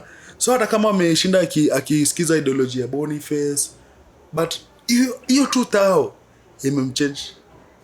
What do you think we need to do to get to a place where as a country we can reason and vote wisely? I think like what you're doing, we need to have more people like you, what you're doing out there. No. Easy podcast zikuwe mtu asikuwe tu Facebook anaangalia cartoon au anaangalia watu wakidance, unaona? Like anasikiza, unaona? Now you can learn something. There are only 3 ways to be wise, unaona? By doing, by engaging hiyo ama kudo, by reading, or by socializing with smart people, unaona, ama kusikiza. So kama tu anaweza kuwa nasikiza tu podcast, Jora pia me have taken it to myself, nataka kusikiza podcast zako zote zao say, because I learn a word or two from other people. You see, we can never meet maybe physically with those people, but you can learn from them through your engagement. And also we need to like showcase the good things the youth are doing. Whether tu unafanya, unaona, because unapata there are some people here who are doing very extensive good things, we don't know of them, we know nothing. But politician alikuja hapa kufungua maji, hata ibrand kila mahali walifungua maji, unaelewa? But in real sense unapata kwa hiyo maji kuna vitu mingi zenye zina miss. So I think it's just us to start with having upright people in the household, and then we'll have an upright country, because we'll be having an upright society. Because unapata vitu mob zina boil down kwa community, kwa household, mzazi hata mtu anamshinda anasema naachia shule, wewe unafaa shule ifunguliwe uende huko, unaona? So unapata already hata raise this son or daughter as an upright person, atakuwa mse mwenye yeye anajua mimi kuna mtu mwingine ata take care of me. You see? So I think we just need the upright mentality, because with that we are sure of an upright country, because everyone is a leader. Hata watchman ni leader. So unaelewa, juu check hiyo pale kwa gate na umeenda kutafuta kazi, unajua hujafika kwa ofisi ujue kazi iko ama iko, but huo chini ndio barrier yako na wewe kuingia kwa ofisi. You see? So he needs to make a wise decision, akuachilie. Juu sasa enda utafikiria kisikia ina make sense, siaona appointment hii value make sense, mimi sikuachiliwa enda. Unaona? So already ni leader hapo. Unaona? Hata mama kupika ni leader. Mama mboga ni leader hapo akikata mboga zake. Juu anaweza amua afanye kitu kisanga fulani hapo. Juu sio tutakula hiyo chakula. Unaelewa? So kuna venye ki prepare wrongly, all of us we are bad. So everyone is a leader in his or her own space. Hapo tu. So you just need to have upright people ndo wakuwa na make hizo upright decisions, so that pali yako asifikirie atu ni mzungu acha nimwambie 10,000. Unaelewa? So unajua already hiyo ni kwa like hiyo unapata sasa hiyo greediness pia na boil down. Mtu tu anaona acha ni maximize this opportunity, anasahau hiyo opportunity inaweza kuja ijenge kila mtu na mtoto wake pia in future. ata benefit out of kitu ilianza. Si lazima tu atiendo a grab hizo vitu zote ama achukue half of the resources yake kwa account yake. Unaelewa? Yeah. Sorry, I'm so moved by your sentiments. This must be one of the oldest books you have here. Yeah. And the pages looks like, you know, those zile Bibles za kitambo zenye political Africa. First, I'll tell you about the book, how I got it. Yes. So this book is, I got it from a street person hapa Kibra. They buy 100 book. But you see this guy, Dr. Levi Savai. Yeah. He's a Kenyan guy who wanted to become president 2002. You need to research about him. The guy has over 7 degrees, 2 PhDs. Alipelekwa Greece kusoma. So kurudi, Moi did not like him. Moi was like, we ameletwa wapendwe country yetu. So he didn't like him at all. So this guy had ideas akamwambia utaikuwa president. He used to come from Kibera here. Yeah, so when alidedi around 2012 hapo. So most of his books zilikuwa sasa kwa on sale, unajua watu wanauza. So ndo nikapata hiyo. So he had, like, this is one of the a books, lot of books from his library. Yeah. Even me, I bought a lot, like around 10, but sasa hizo zingine nilizojua pia kupiana. So what happens is that in this political Africa, he's trying to show us how our politics is being governed by the people who colonized us and the people who are giving us resources and corporates, you see. So we are not like free. We are not free. We are just there to be manipulated. Yeah, so si tuna wale wakifeel like this needs to go down there, they'll let our leaders know. Our leaders, when it comes to the government, we think it's our own, but it's not our own. What is the thing that got you most angry when you're reading this? I'm most agreed. Angry. Oh, it's that every person that we see, it's he or she is always made by the puppet. Is more of a puppeteer. It's more of a puppeteer leader than more of a real leader. You find that even if he takes office rightfully, the corporates will come. You know, say that we had an official visit at State House. You see, so unapata hizo ni like introducing you to, you know, the previous person. We used to give him loans. We used to do this. So they're introducing you. So if you don't agree, they will now start looking for an option to remove you. So what really got me angry is that our leaders are not our leaders. They serve the interests of other people. So you are way sure we'll never have like a place where we don't have Kibera slum in Kenya. You are sure. Because our leaders, they're not serving the interests of these people. You see, that's why hapa tu hizi nyumba za kujengwa, Moi started, hata mina urumia Ruto. However, usikuja kunitafuta lakini nakurumia because Moi started the urban housing project. No. His intention was to finish Kibera in 1996. Alishindwa akachia Kibaki. Kibaki ndio alizijenga, akashindwa akachia Uhuru akazijenga. Ndo Uhuru tu anajenga. So what happens is that hizi hao zinajengwa alafu watu wanakuja kuishi mtu wale wase wanajiweza. Unaelewa? So unapata wase wako kwa hizo NHC, kwa hizo setup wanagawana hizo manyumba. Unaona? So anaanza kulipisha kodi. So you are sure this thing will never work because the previous governments have been doing that. Ndio nyumba si hata zinajengwa but not our people will enter. So I think this political Africa is showing us we have a big continent and all resources that are being like if tuzimefanya Europe ikakuwa the first like country, first world, America zote ni wametumia resources za Africa. No. That's why even like the bombs, even they want to kill us with uranium Africa. You see, everything is coming from Africa. No. Even the gold mines, the diamond mines, there is nothing that's not coming from Africa. Hata oil, nile tu walikuwa wanatudanganya na oil za Uarabuni, but oil yenye ilikuwa inatoka Nigeria peke yake. Unaona? Ilikuwa ina serve most of the entire Africa. So unapata we have our country has resources, our continent, but we have leaders who are posted there so that they don't serve the best interest of the population. They serve the best interest of the people who are investing and those who are like manipulating, playing the cards behind the scenes. So that's the take home from me with this book. And I really think that if we ever have leaders who will serve the best interest of us, we are sure of a prosperous and a very glorified people who will be, they'll have a sense of belonging na watakuwa proudful. Unajua mimi nilikuwa huko UN and I saw really bad things. Really feel even tunadharauliana as Africans. But mzungu tunambeba, tunamglorify. Unaona? So unapata hata wewe tu hivi Mwafrika huo msi anataka kusearch extensively. Yani there's some things too bado hizo kuna hiyo colonialism. Yeah, even in our own people you find mtu anakusearch, mtu anataka sijui ajue ni nini hizi bag ufungue, but hasa wengine bag zao ufungue wao tu wewe pass wewe simama, you stand here. You see, also on the issue of food, also on the issue of kutembea, unaona. So unapata like there was something it took me out of context of this is that watu wengi initially slum people wako affected na cancer, no ni the rich people, but say ni slum people because the rich people wananunua organic food.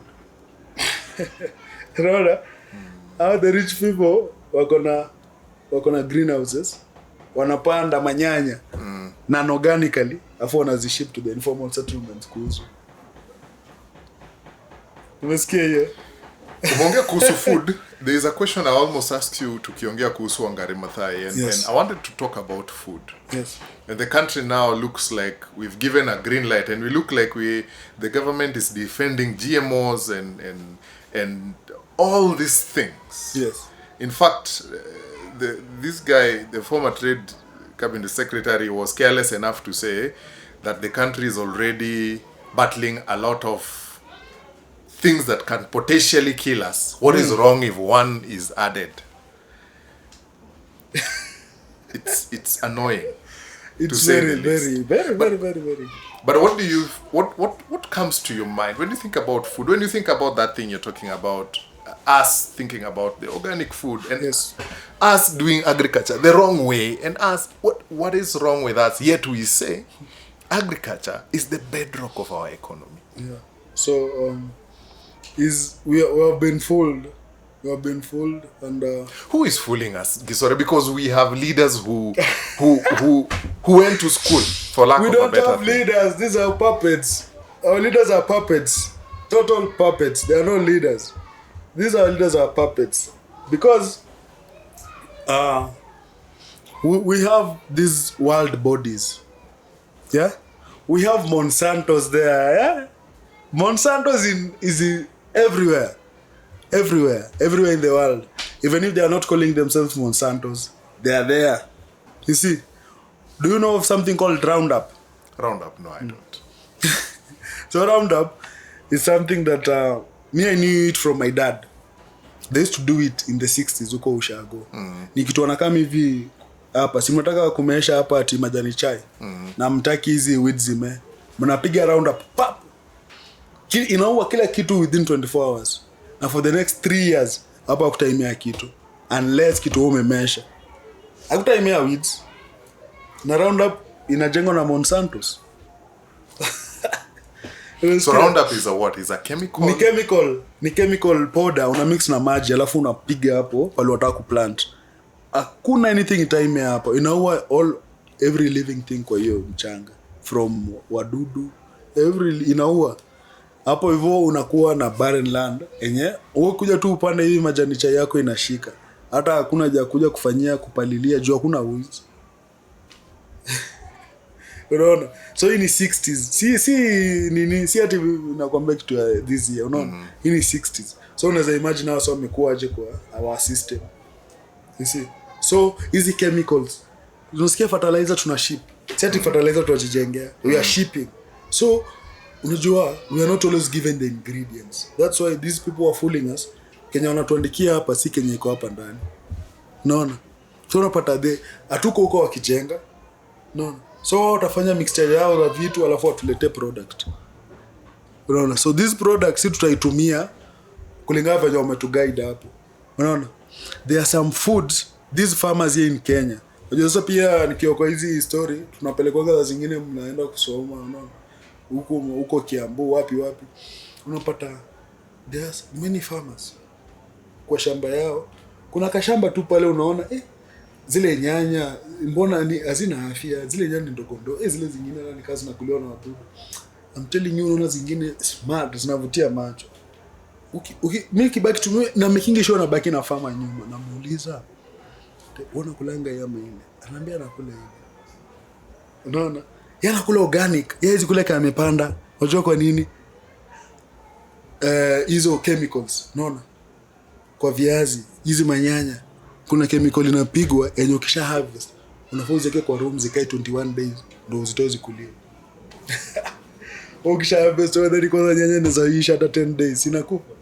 So mse lazima ilete kwa market. Unaona? So yeye zikula Kenya amepanda na chemical. Haezi. Ndio anajua. Tunaelewa. Hapo ni Kenya, mimi siongelea hata story nilisoma. Yeah. Mimi tunakuambia tu farmer tulienda kwa ground, nikaona nikamuuliza but so George tulikuwa ingia kanambia I'll answer you but you know. So tukaingia greenhouse.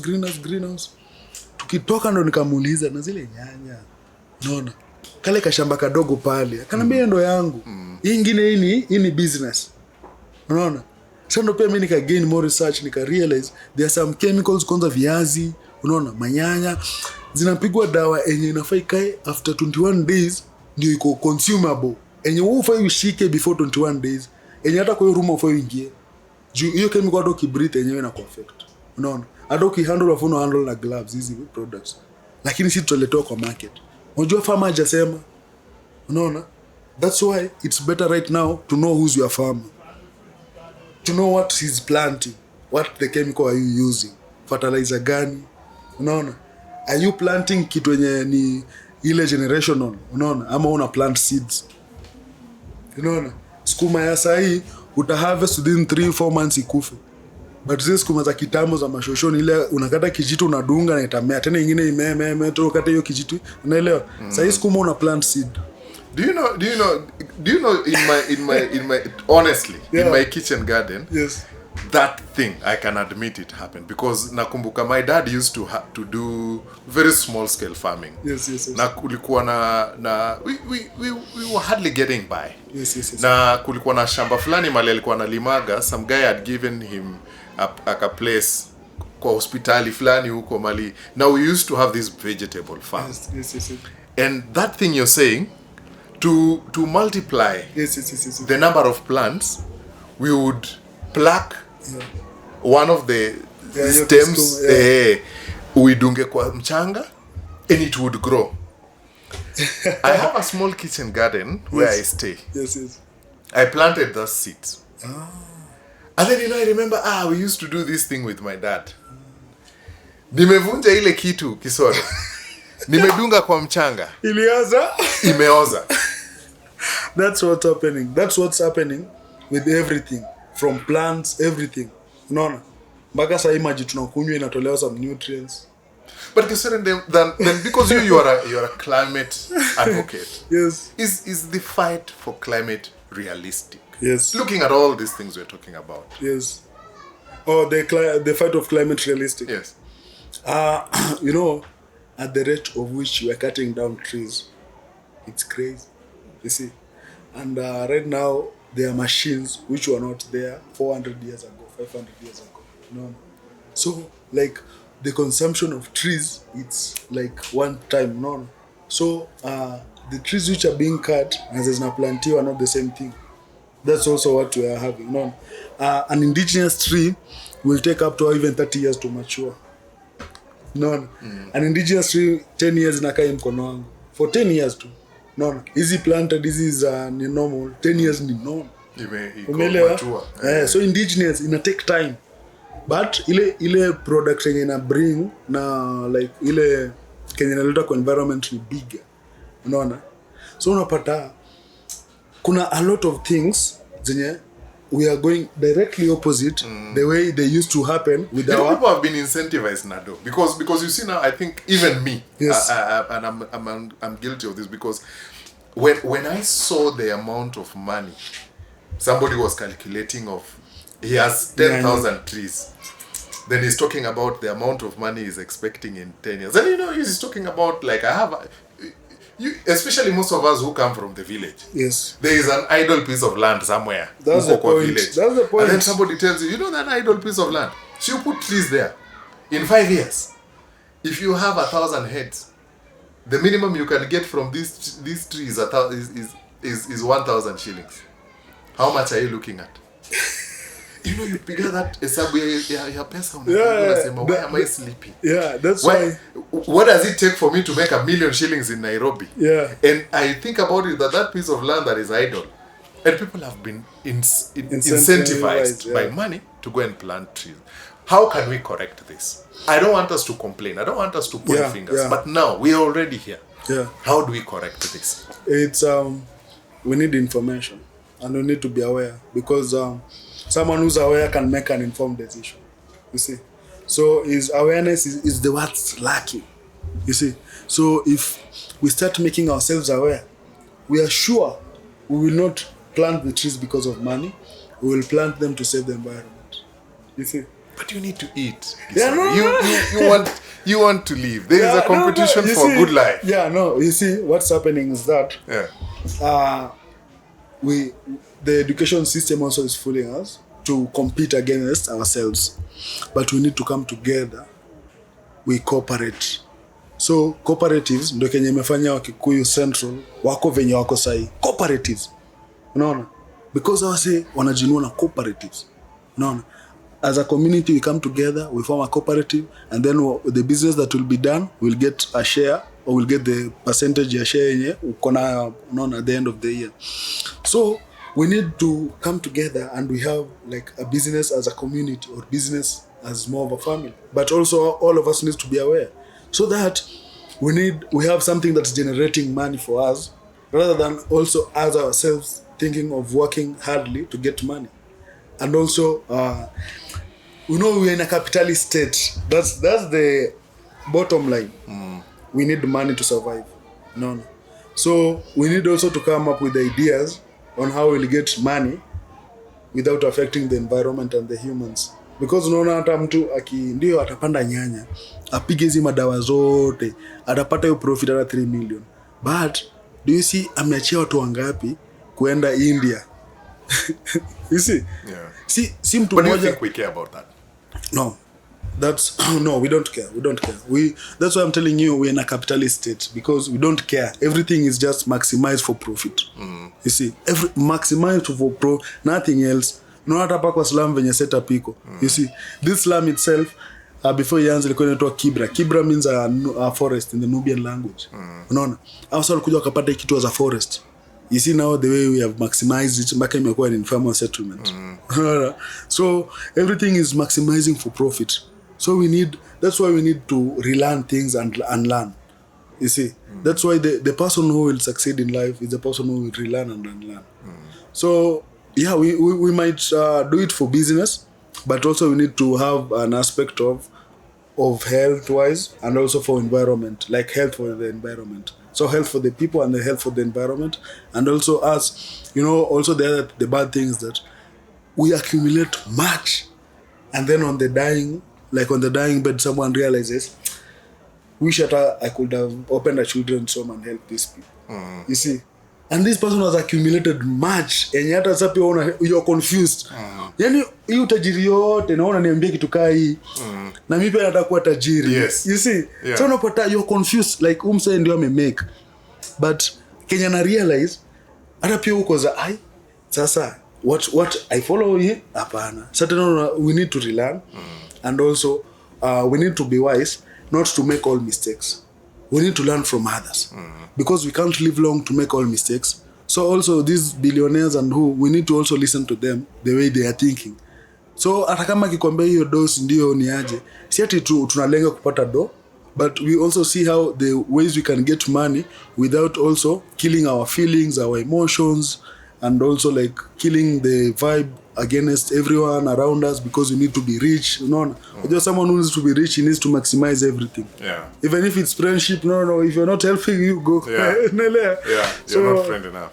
I want to ask you the last question before I jump to my last book. There are so many books I would want to talk about, but regarding this one, when you're talking about the political Africa, and we've spoken about how most of our leaders are manipulated.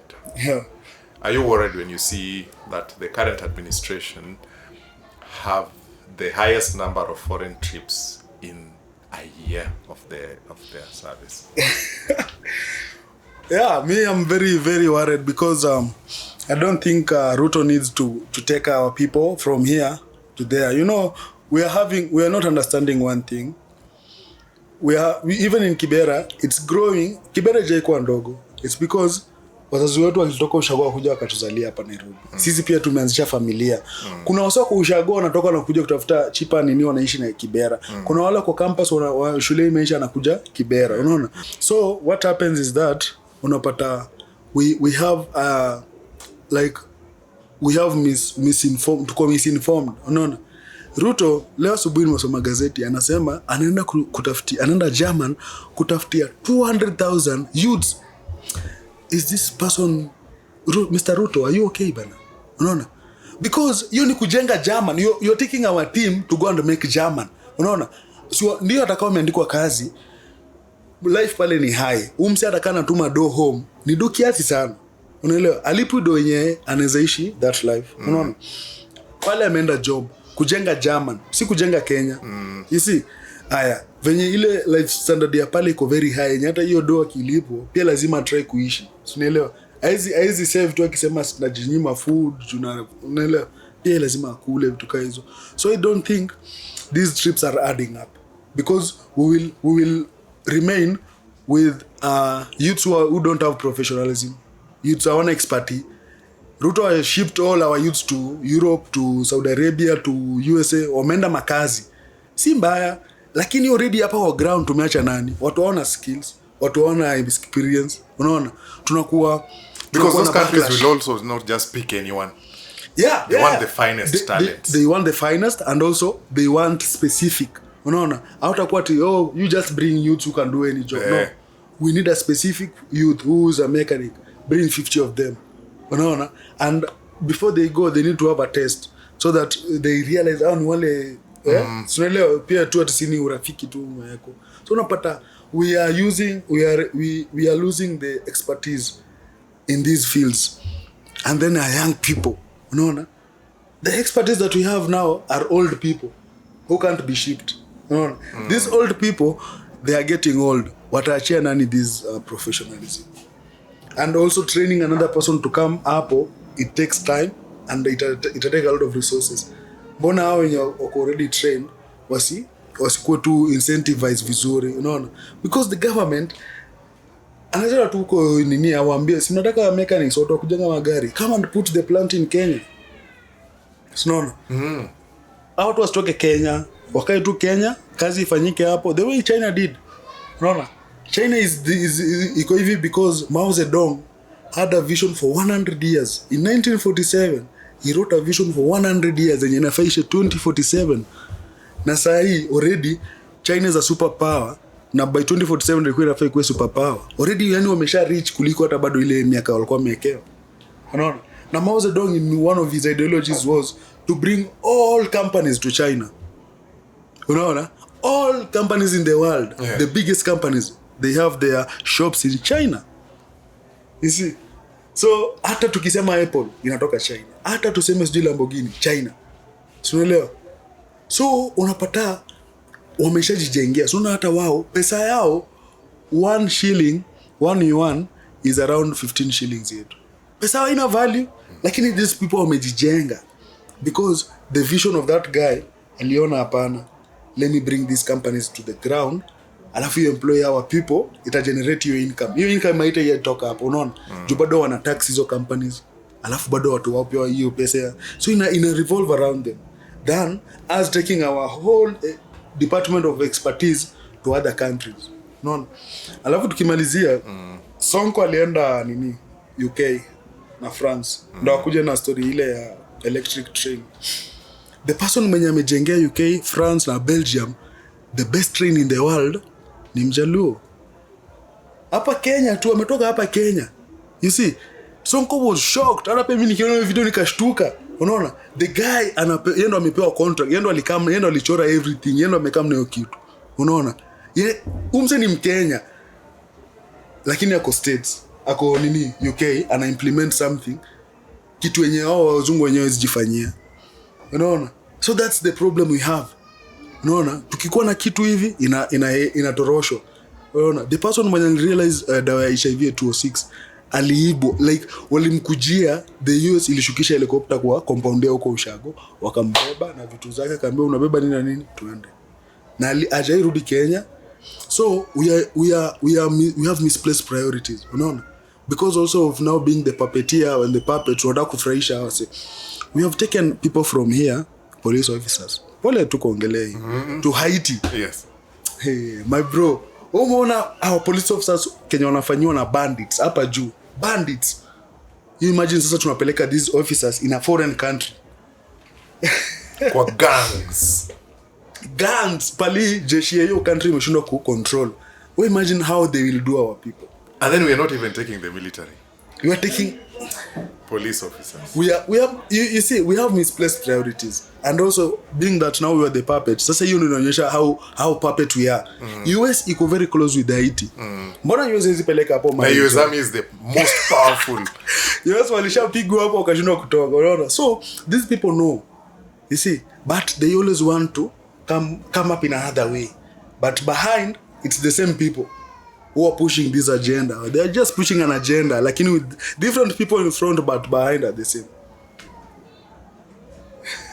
Sorry, yes. You and I can talk. There is a book I want us to talk about. Because Gideon Spies, The Secret History of the Mossad. Holy by Gordon Thomas. That book is crazy. Sorry, I know this is one of the books you want to avoid talking about, but as I conclude this conversation, I can't avoid talking about the Gideon Spies. Yeah, so this book has given me an insight, and being that also I want to become a president has given me a very big insight.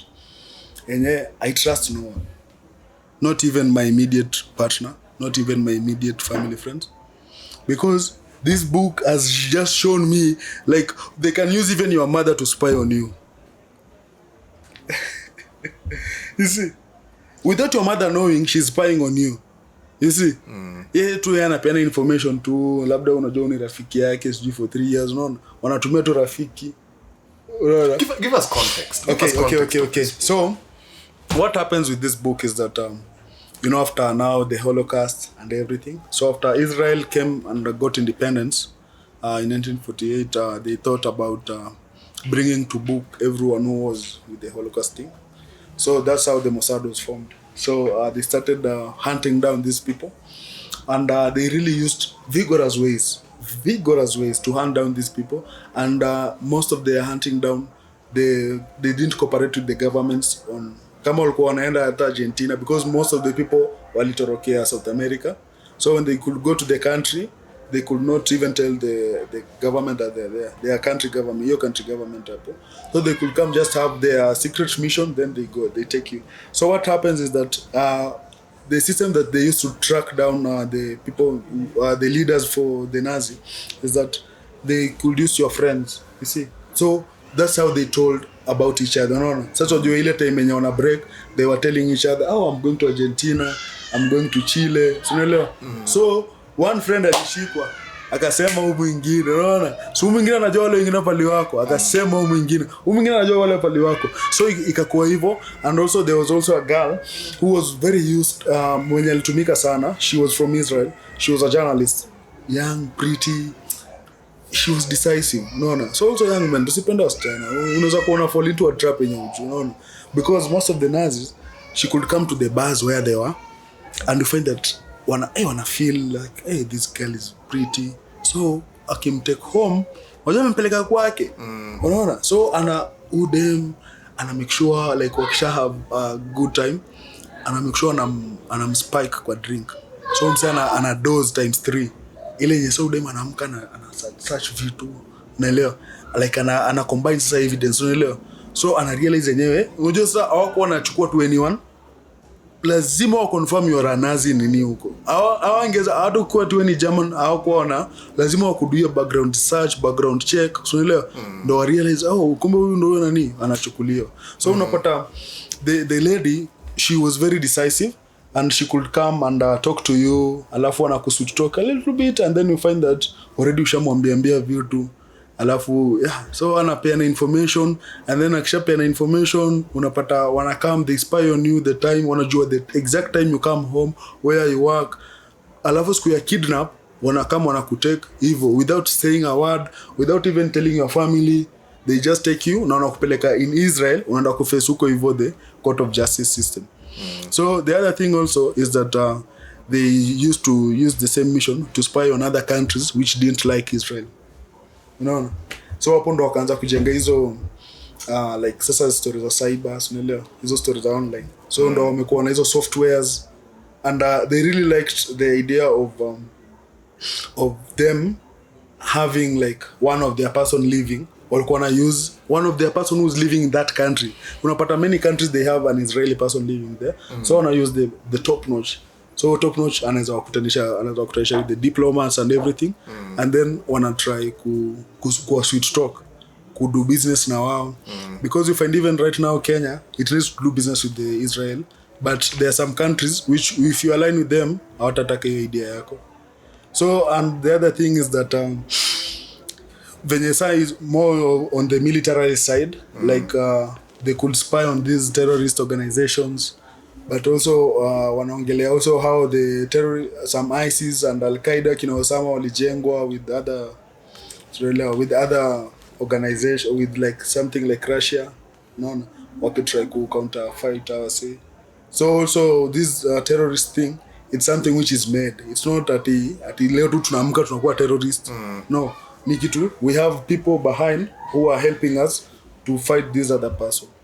So also for them, the spy issue, it has really helped them to gain a lot of things kuliko ile kuconfrontiana face to face. So unapata hiyo tu kuspy, unapata information and then unapata like another league ya people who are aligned with you, and hunting them down imekuwa easier now through that. When you reflect on this, and right now Israel Palestine has this whole issue around Gaza. What's your take in this conflict? My take is that you know now that's crazy, but that's just on my side.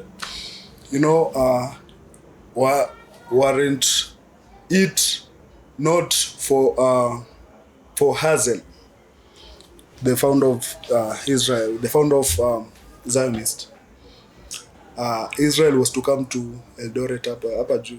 I think that's something people don't know. Israel was to come to Kenya. They brought even scouts to scout in Kenya. 1913.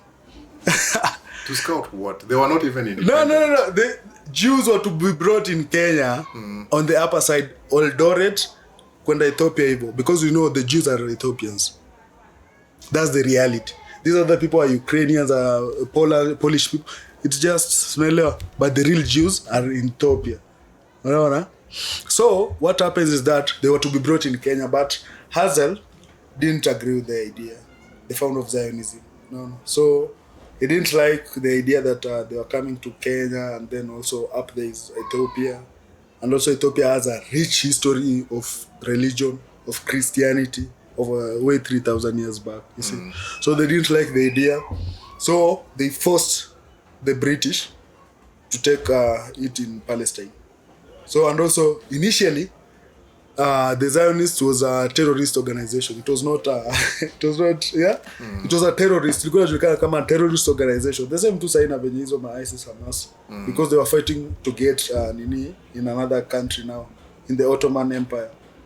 So being that Ottoman Empire sided with the Nazis, you see, so they had like a good chance. Even the British didn't hesitate to give them your support, because already Ottoman Empire had sided with the Nazis, you see.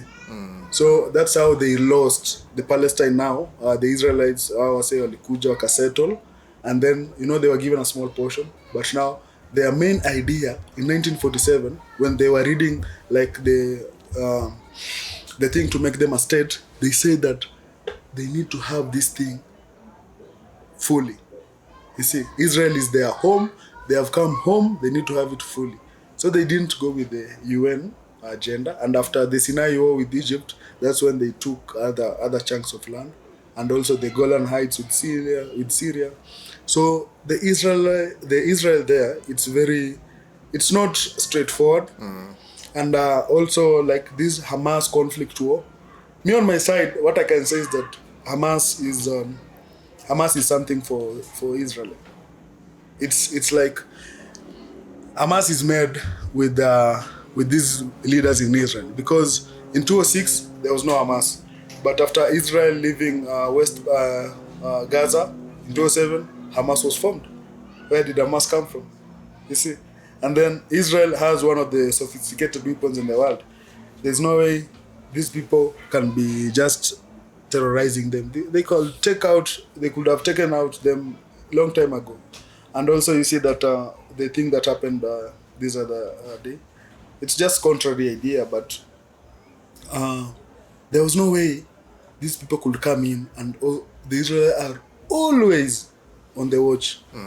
They are always on the watch. And also when you do research like online on the YouTube videos, you find that the Israel soldiers are saying that they were told that day, specifically that day, to go back home and have like the culture, the thing, because it was a celebration in the Israel place. And also it took 5 hours for the army to come and intervene the Hamas war. Like when the Hamas has started, and then it took 5 hours to come.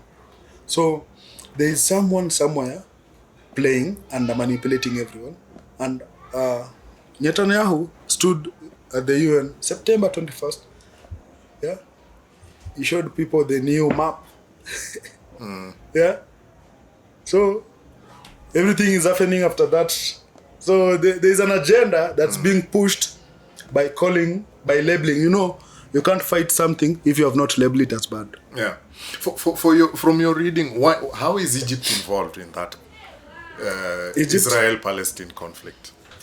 Egypt, before the Suez Canal, Egypt had their land. Even now, the Sinai part is in the Egyptian side is on the Israel side.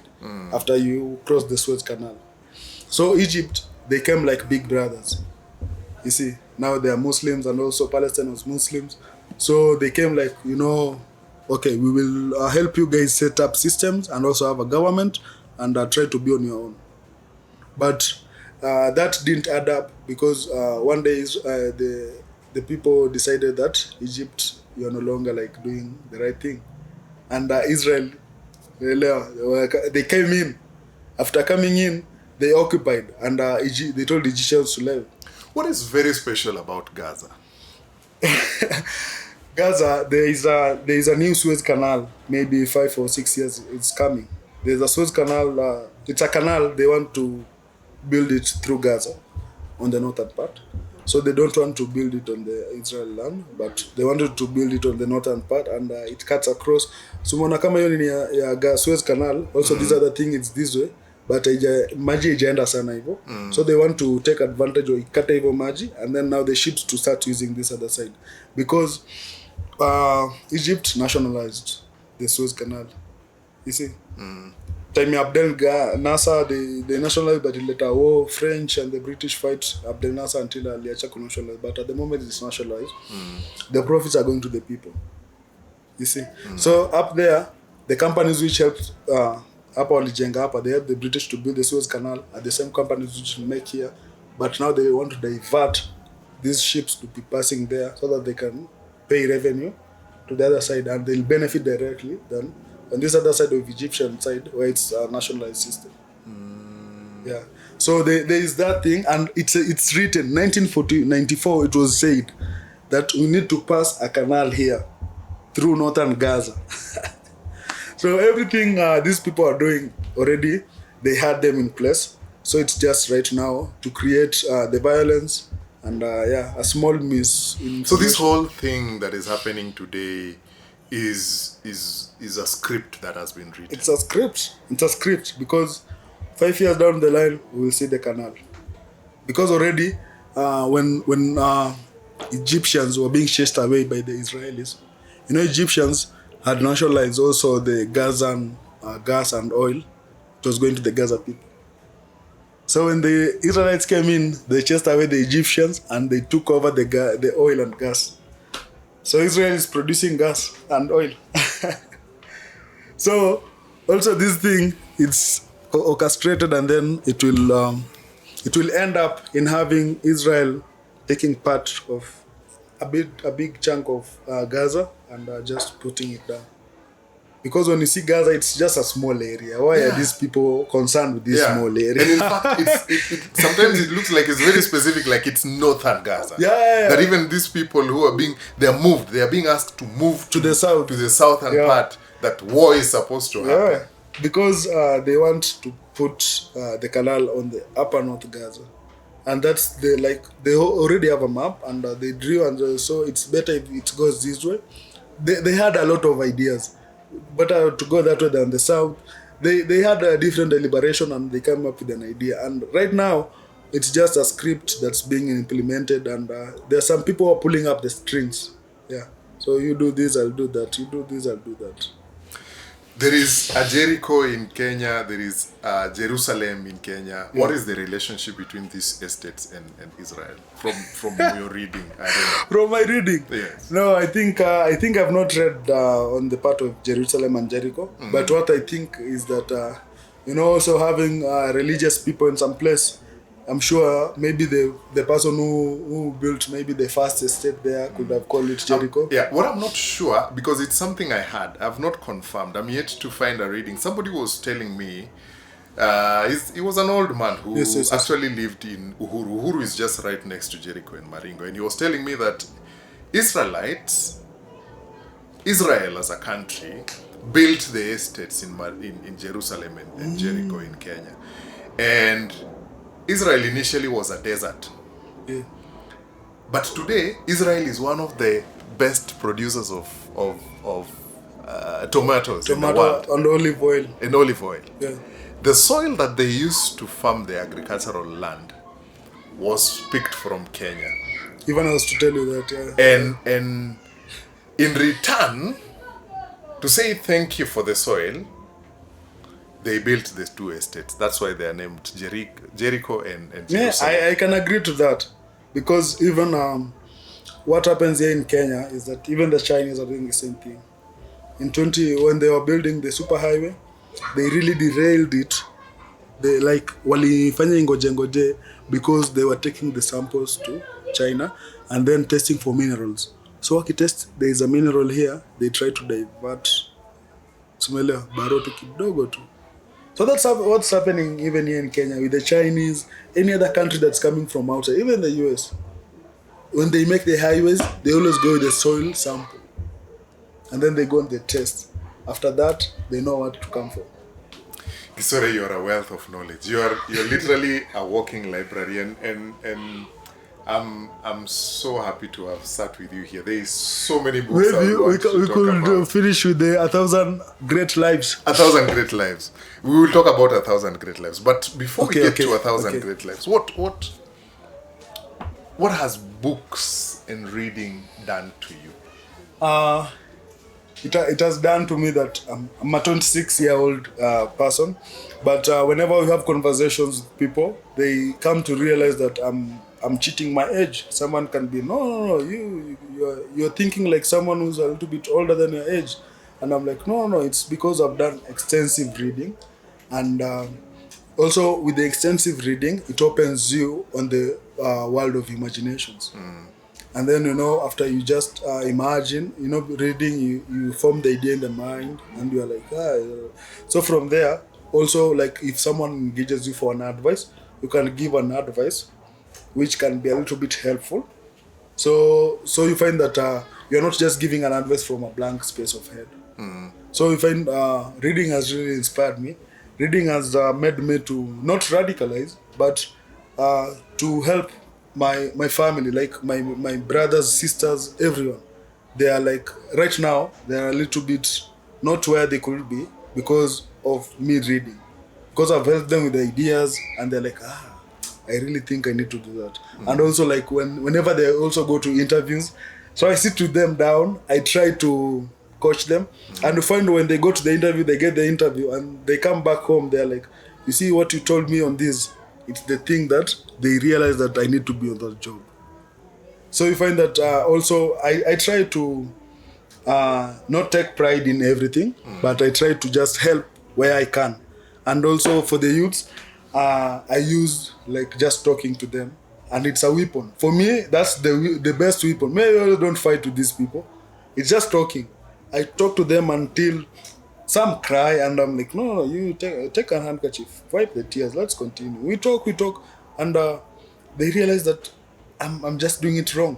Even their parents, literally for all the youths that I host, I always speak with their parents, and their parents are the ones who called for me to go there, and they're like, come home. What did you do to this young man that is not like he has changed, and also for at the moment we are not seeing him on the streets. So I'm just telling them, it's just talking to them. So they're also like, no, there's something else without this talking, because this talking, no, also for them, they have tried, but it's not working. So you find when I come with this knowledge, it's easier for me not to be manipulative, but to understand them better, and then I give them advice with the understanding that I have, and also with the problem that they have. Yeah. So I find it goes very well. Yeah. Sorry? How do you describe your reading culture? How do you read? What is your practice? I read mostly at night. I changed reading when I found a wife and a kid. So because the kid, in the midday, it's very hard for me to read now. So I read at night when they're sleeping. Because also for the wife, also she needs attention. So you might be reading here, she's like asking you a question, if you don't answer, for men, we can't be here and here, you see. So you need to lose one concentration. So I always try to read at night from around 11 till 2 or 3, and then I'm good. Every day? Yeah, every day at night. And I make sure, even if I've read, I reread the book, And then when I'm giving out the book now, I'm sure if it will not come back, I have the knowledge already. What is that book you've read the most number of times? Alchemist. Paulo Coelho. Yeah, it's so inspiring that whenever I feel down, I just open a chapter, I read through, and I'm like, So this is the book that I've bought it more times. I bought it around 8 times. So people have been selling, and this is my copy. I said I'm not giving. If someone needs it, just take a picture and go and look for it. Yeah. You've brought young people around you who are in crime, who are in drugs, and they've transformed through reading. What is that thing that has worked? Alchemist. How? Like you see. Yeah. This everyone here went to school, so it's not a tough task for me to give them books to read, because already they can read. So the only task is to make them interested to read. What is it that your practical approach to reading does to them that they want to change their lives, that even their parents, even the police officers cannot do? It's just for me talking to them first, and then for them realizing that I'm the same age with them. Sometimes they see me hivi. So wale wanaona kitambo ndo wanajua mimi ni mdogo. Sasa wale wanaona hivi sana wanaona huyu bana wewe unakaa msoko 40 unaniongelesha bana ujui vitu mabao tunapitia mshazi. Kimonyesha ID ana realize mimi ni myangu kaya, unaona. So namwambia sasa wewe tulia tuongee. Tunatulia, we talk, only talking, you see. And also it takes 2 people to say the truth. One to listen, one to talk. You see. So me, if he's talking or she's talking, I listen. And I don't listen with the intent of answering. I listen with the intent of understanding, and then when I understand, already I have read other books which say how to deal with such people. So I am okay. This is now this category. Then now I come with the advice of that category to you. So you will find it's working on your side, because you'll see this guy has understood me. I admired how we walked in and all these kids were respectful. Some of them were very serious in class. Yeah. They were training how to recycle those bottles. Yes. And they really respect you. And I admired that. What is it that has equipped you as a leader to be able to get that from them? It's to be ground with them, because they also told that even in the Bible, the one who is at home always makes good connection than the one who's far away and comes at home. So you find that the one at home already has, like he has a bonding with everyone. So you find that I'm a leader, yes, but I don't live in an estate. I just live here in the slum. And also you find that here in the slum, I always talk to these people. So I'm not choosy. I listen to kids. I look this way. I listen to women, to old women. I listen to men, and yeah. So you find that people always don't listen. So everyone is looking for listening ear. Even Ruto himself, you'll find, is going there to look for listening ear. You see, so everyone is looking for listening ear. So if we become a world of just listening, we listen. You know, listen and silent are written. They have the same words and they are different spelling, but the same words. So we need to be silent and listen. Most people don't. And also, for the silent and listening, it doesn't mean like we are just close our mind. It also means that we have shutted off our mind from juggling around. You see, you know, I might be looking at you, but I'm thinking of the aeroplane that is passing. I'm thinking of football. I'm like, Wait a minute. yeah. Have you taken a minute to think about that? I've tried to write that thing in my head. Listen. And then silent. And silent. They have It's the the same. same alphabet. Yeah. Yeah, it's only different spelling. That's But it's the same thing. That's So very deep. when you shut our mind off, like you don't shut it to be closed, you just bring it to concentration to listen to this person and to be silent. What is the difference between listening and being silent? For listening, we listen to we listen, yeah. We need to listen with our ears. You see, listen, and it will go to the mind. And then for being silent, we need to shut it off our mind and our mouth. You know, also there are some people who speak, but their mind and their mouth are not connected. So he's just speaking rubbish.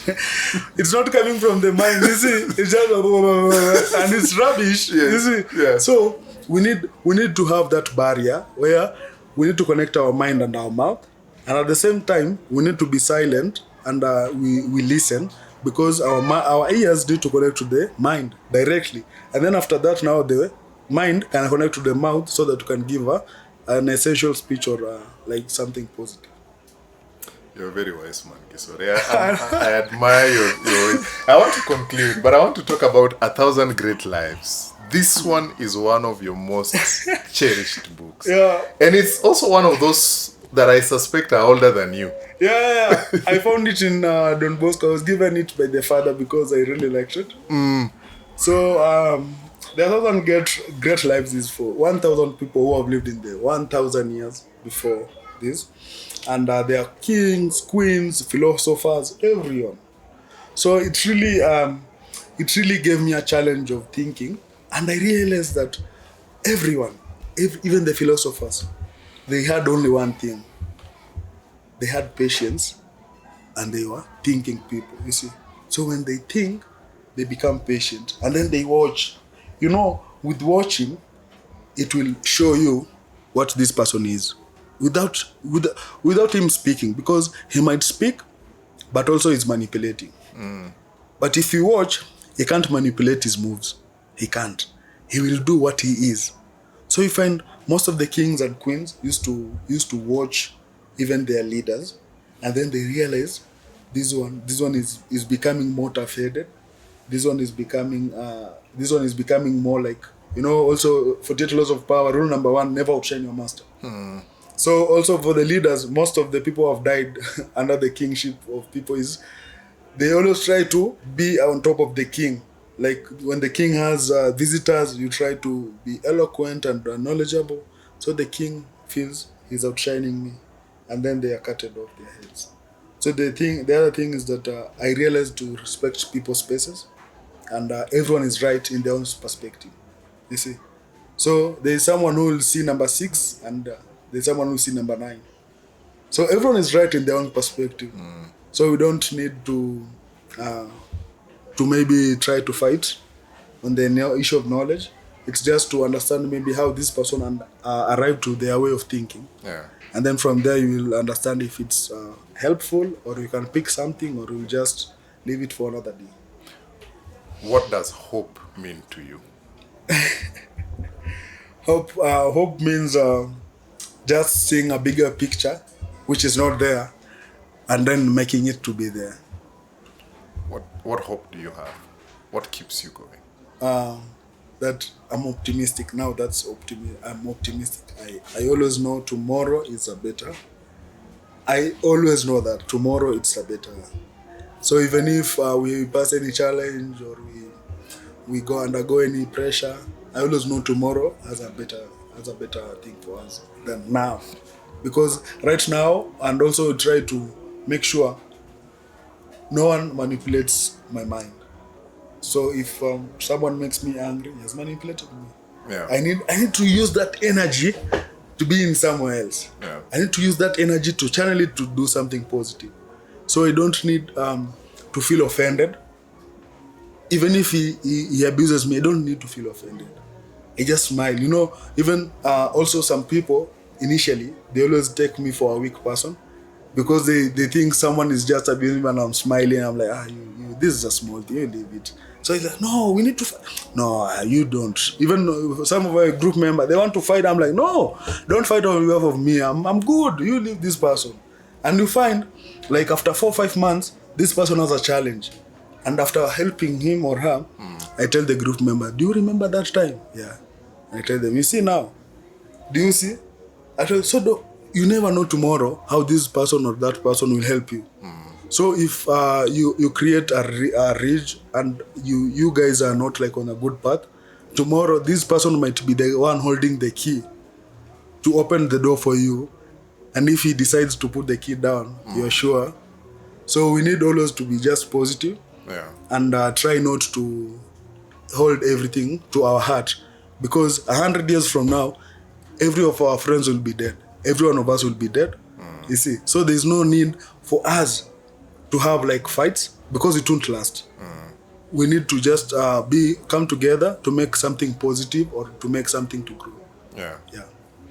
Gisore, I'm so grateful that you gave us an opportunity to interact with your mind. And I don't know what you guys are hearing when you listen to this gentleman, the future president of this country. And I'm saying that, and I truly believe that you'll go for it. Sure, thank you. I want to encourage you to go for it. Thank you. Because I don't know who else has listened or has watched this podcast, but you. Yeah. Any day you'll be on the ballot. Even if you will fail with my one vote, I want to guarantee you that you'll have my one vote. But there are people who are watching us today who want perspectives, who want to put numbers, for example. This library has impacted lives of people. Yes. I know a little bit about your background and the thing you do, but maybe my viewer or the person listening to this podcast today doesn't have as much knowledge. But just in the briefest perspective, do you have a number that you can place roughly and tell us this place or these books has transformed the lives of about X number of young people? I think maybe if you can say around 400. Around 400? Yeah, because initially I used to have around 600 books and I lost like all of them. I remained only with 22. So also these are just new set of books that I've started since 2019. Because I really lost a lot of books to just believing friends, giving them books, and I will read this, I give the book. Some comes, I'll read this, I'm going to university, I'll read, I give them 3-4 books, you see. So they end up, like when you start looking for the books, now it becomes a quarrel. So I really think 400 people can be a good number, because that's also the ones who have gone to the books. And also, for one person, for what I believe is, if I get the knowledge, I always share it around. So one person is always equals to 10 people. That's always my calculation. Because with the school, I really impacted the other lives to come to read. Now I left their culture of reading, that even the father was like, no, we need to, you need to be now the librarian. Because I didn't even want to be the librarian, but many of the people were becoming interested after me interacting with them. And also here, many people started reading because of the interaction of the knowledge that we could share. And also we find that whenever they have a lot of questions, you could answer them easily. And then if someone is doubting, we just Google. These days the world is a global village. So someone might be somewhere there, he has put his work online. So if you just have any benefit of doubt, you just Google and you'll find the information. So, as I conclude, which book would you recommend for me to read? For you, Yeah. I could really recommend. I think. I think I'll just recommend The Unbowed. Yeah, I'll recommend The Unbowed for Boniface Mwangi. He's one of us as a Kenyan, and yeah, he has reached great goals that. If also I was really inspired by reading his book, and I realized that there's no silver lining. I need to go for it, and also the other thing is that even if someone tells you it can't be, as long as you are there, it will be. That's why the quote, never tell a young man it's impossible. That's always what I always tell these people. I tell them, right now you can be a rasta, but tomorrow you have to be a leader. So also for this group, we don't do job with workers. We only do job with leaders. So I always tell them they need to be leaders, because I might be exiting this space and go to another space. So if I will not leave them as leaders, I will only leave them as workers. They will not move forward. They'll have to wait for another person who's a leader to pick them up and make them workers again. So we only work with leaders, and I think Boniface has really outlined it very well in his book, that you can be the leader that you think you need to be. And also, many people want to see change, but them themselves are corrupt. They need to be the first change. And also, we can't see a clean environment without us cleaning our souls and mind. I might be very well dressed, but my mind is dirty. My soul is very... So I really need to clean myself. I clean my mind, and then I'll have a clean environment. Because I can't have a dirty mind and a dirty soul and then have a clean environment. And for every viewer, please read Alchemist. The youths here are changed because of The Alchemist. It's our number one book. It's our number one book. I can say it again. It's our number one book. Anyone, if your child is disturbing at home, the adolescent stage is becoming cheeky, introduce Alchemist to them. And make sure they write a report after every chapter they read. Also, that's something that we improvise here. They write reports after every book they read, so that it can bring the culture of someone reading and not taking the book and putting it in the shelf and then giving it back to you when you want it. So also, if you have kids at home, youths, or any other person, introduce them to Alchemist. And also this world, Rockefeller made schools, and also he said he doesn't want people who think. He wants people, workers. So for you to make your family to be thinkers, please introduce them to Alchemist, and everyone has a vision. Everyone has a vision. So it's only that their vision dies because this person has not cultivated him or herself ripen for the vision. Yeah, so everyone has a vision. Everyone, there's something that he wants to do or he wants to see. So he can only come if he has had the right knowledge and also the right people around him. But with the right knowledge, he can create the right people around him. He needs only knowledge, and then he'll put people who are around him who are great minds. Appreciate it. That is where I concluded. Everyone has a vision. And what's yours? What are you doing about it? How are you cultivating it? It's been really, really interesting to have a conversation with Gisore Nyabuti, who has aspiration to run for office. This is the brain that I hope that this country will acknowledge and appreciate. This has been What's on Your Shelf. Tell us what you think on the comment section. But see you on the next one.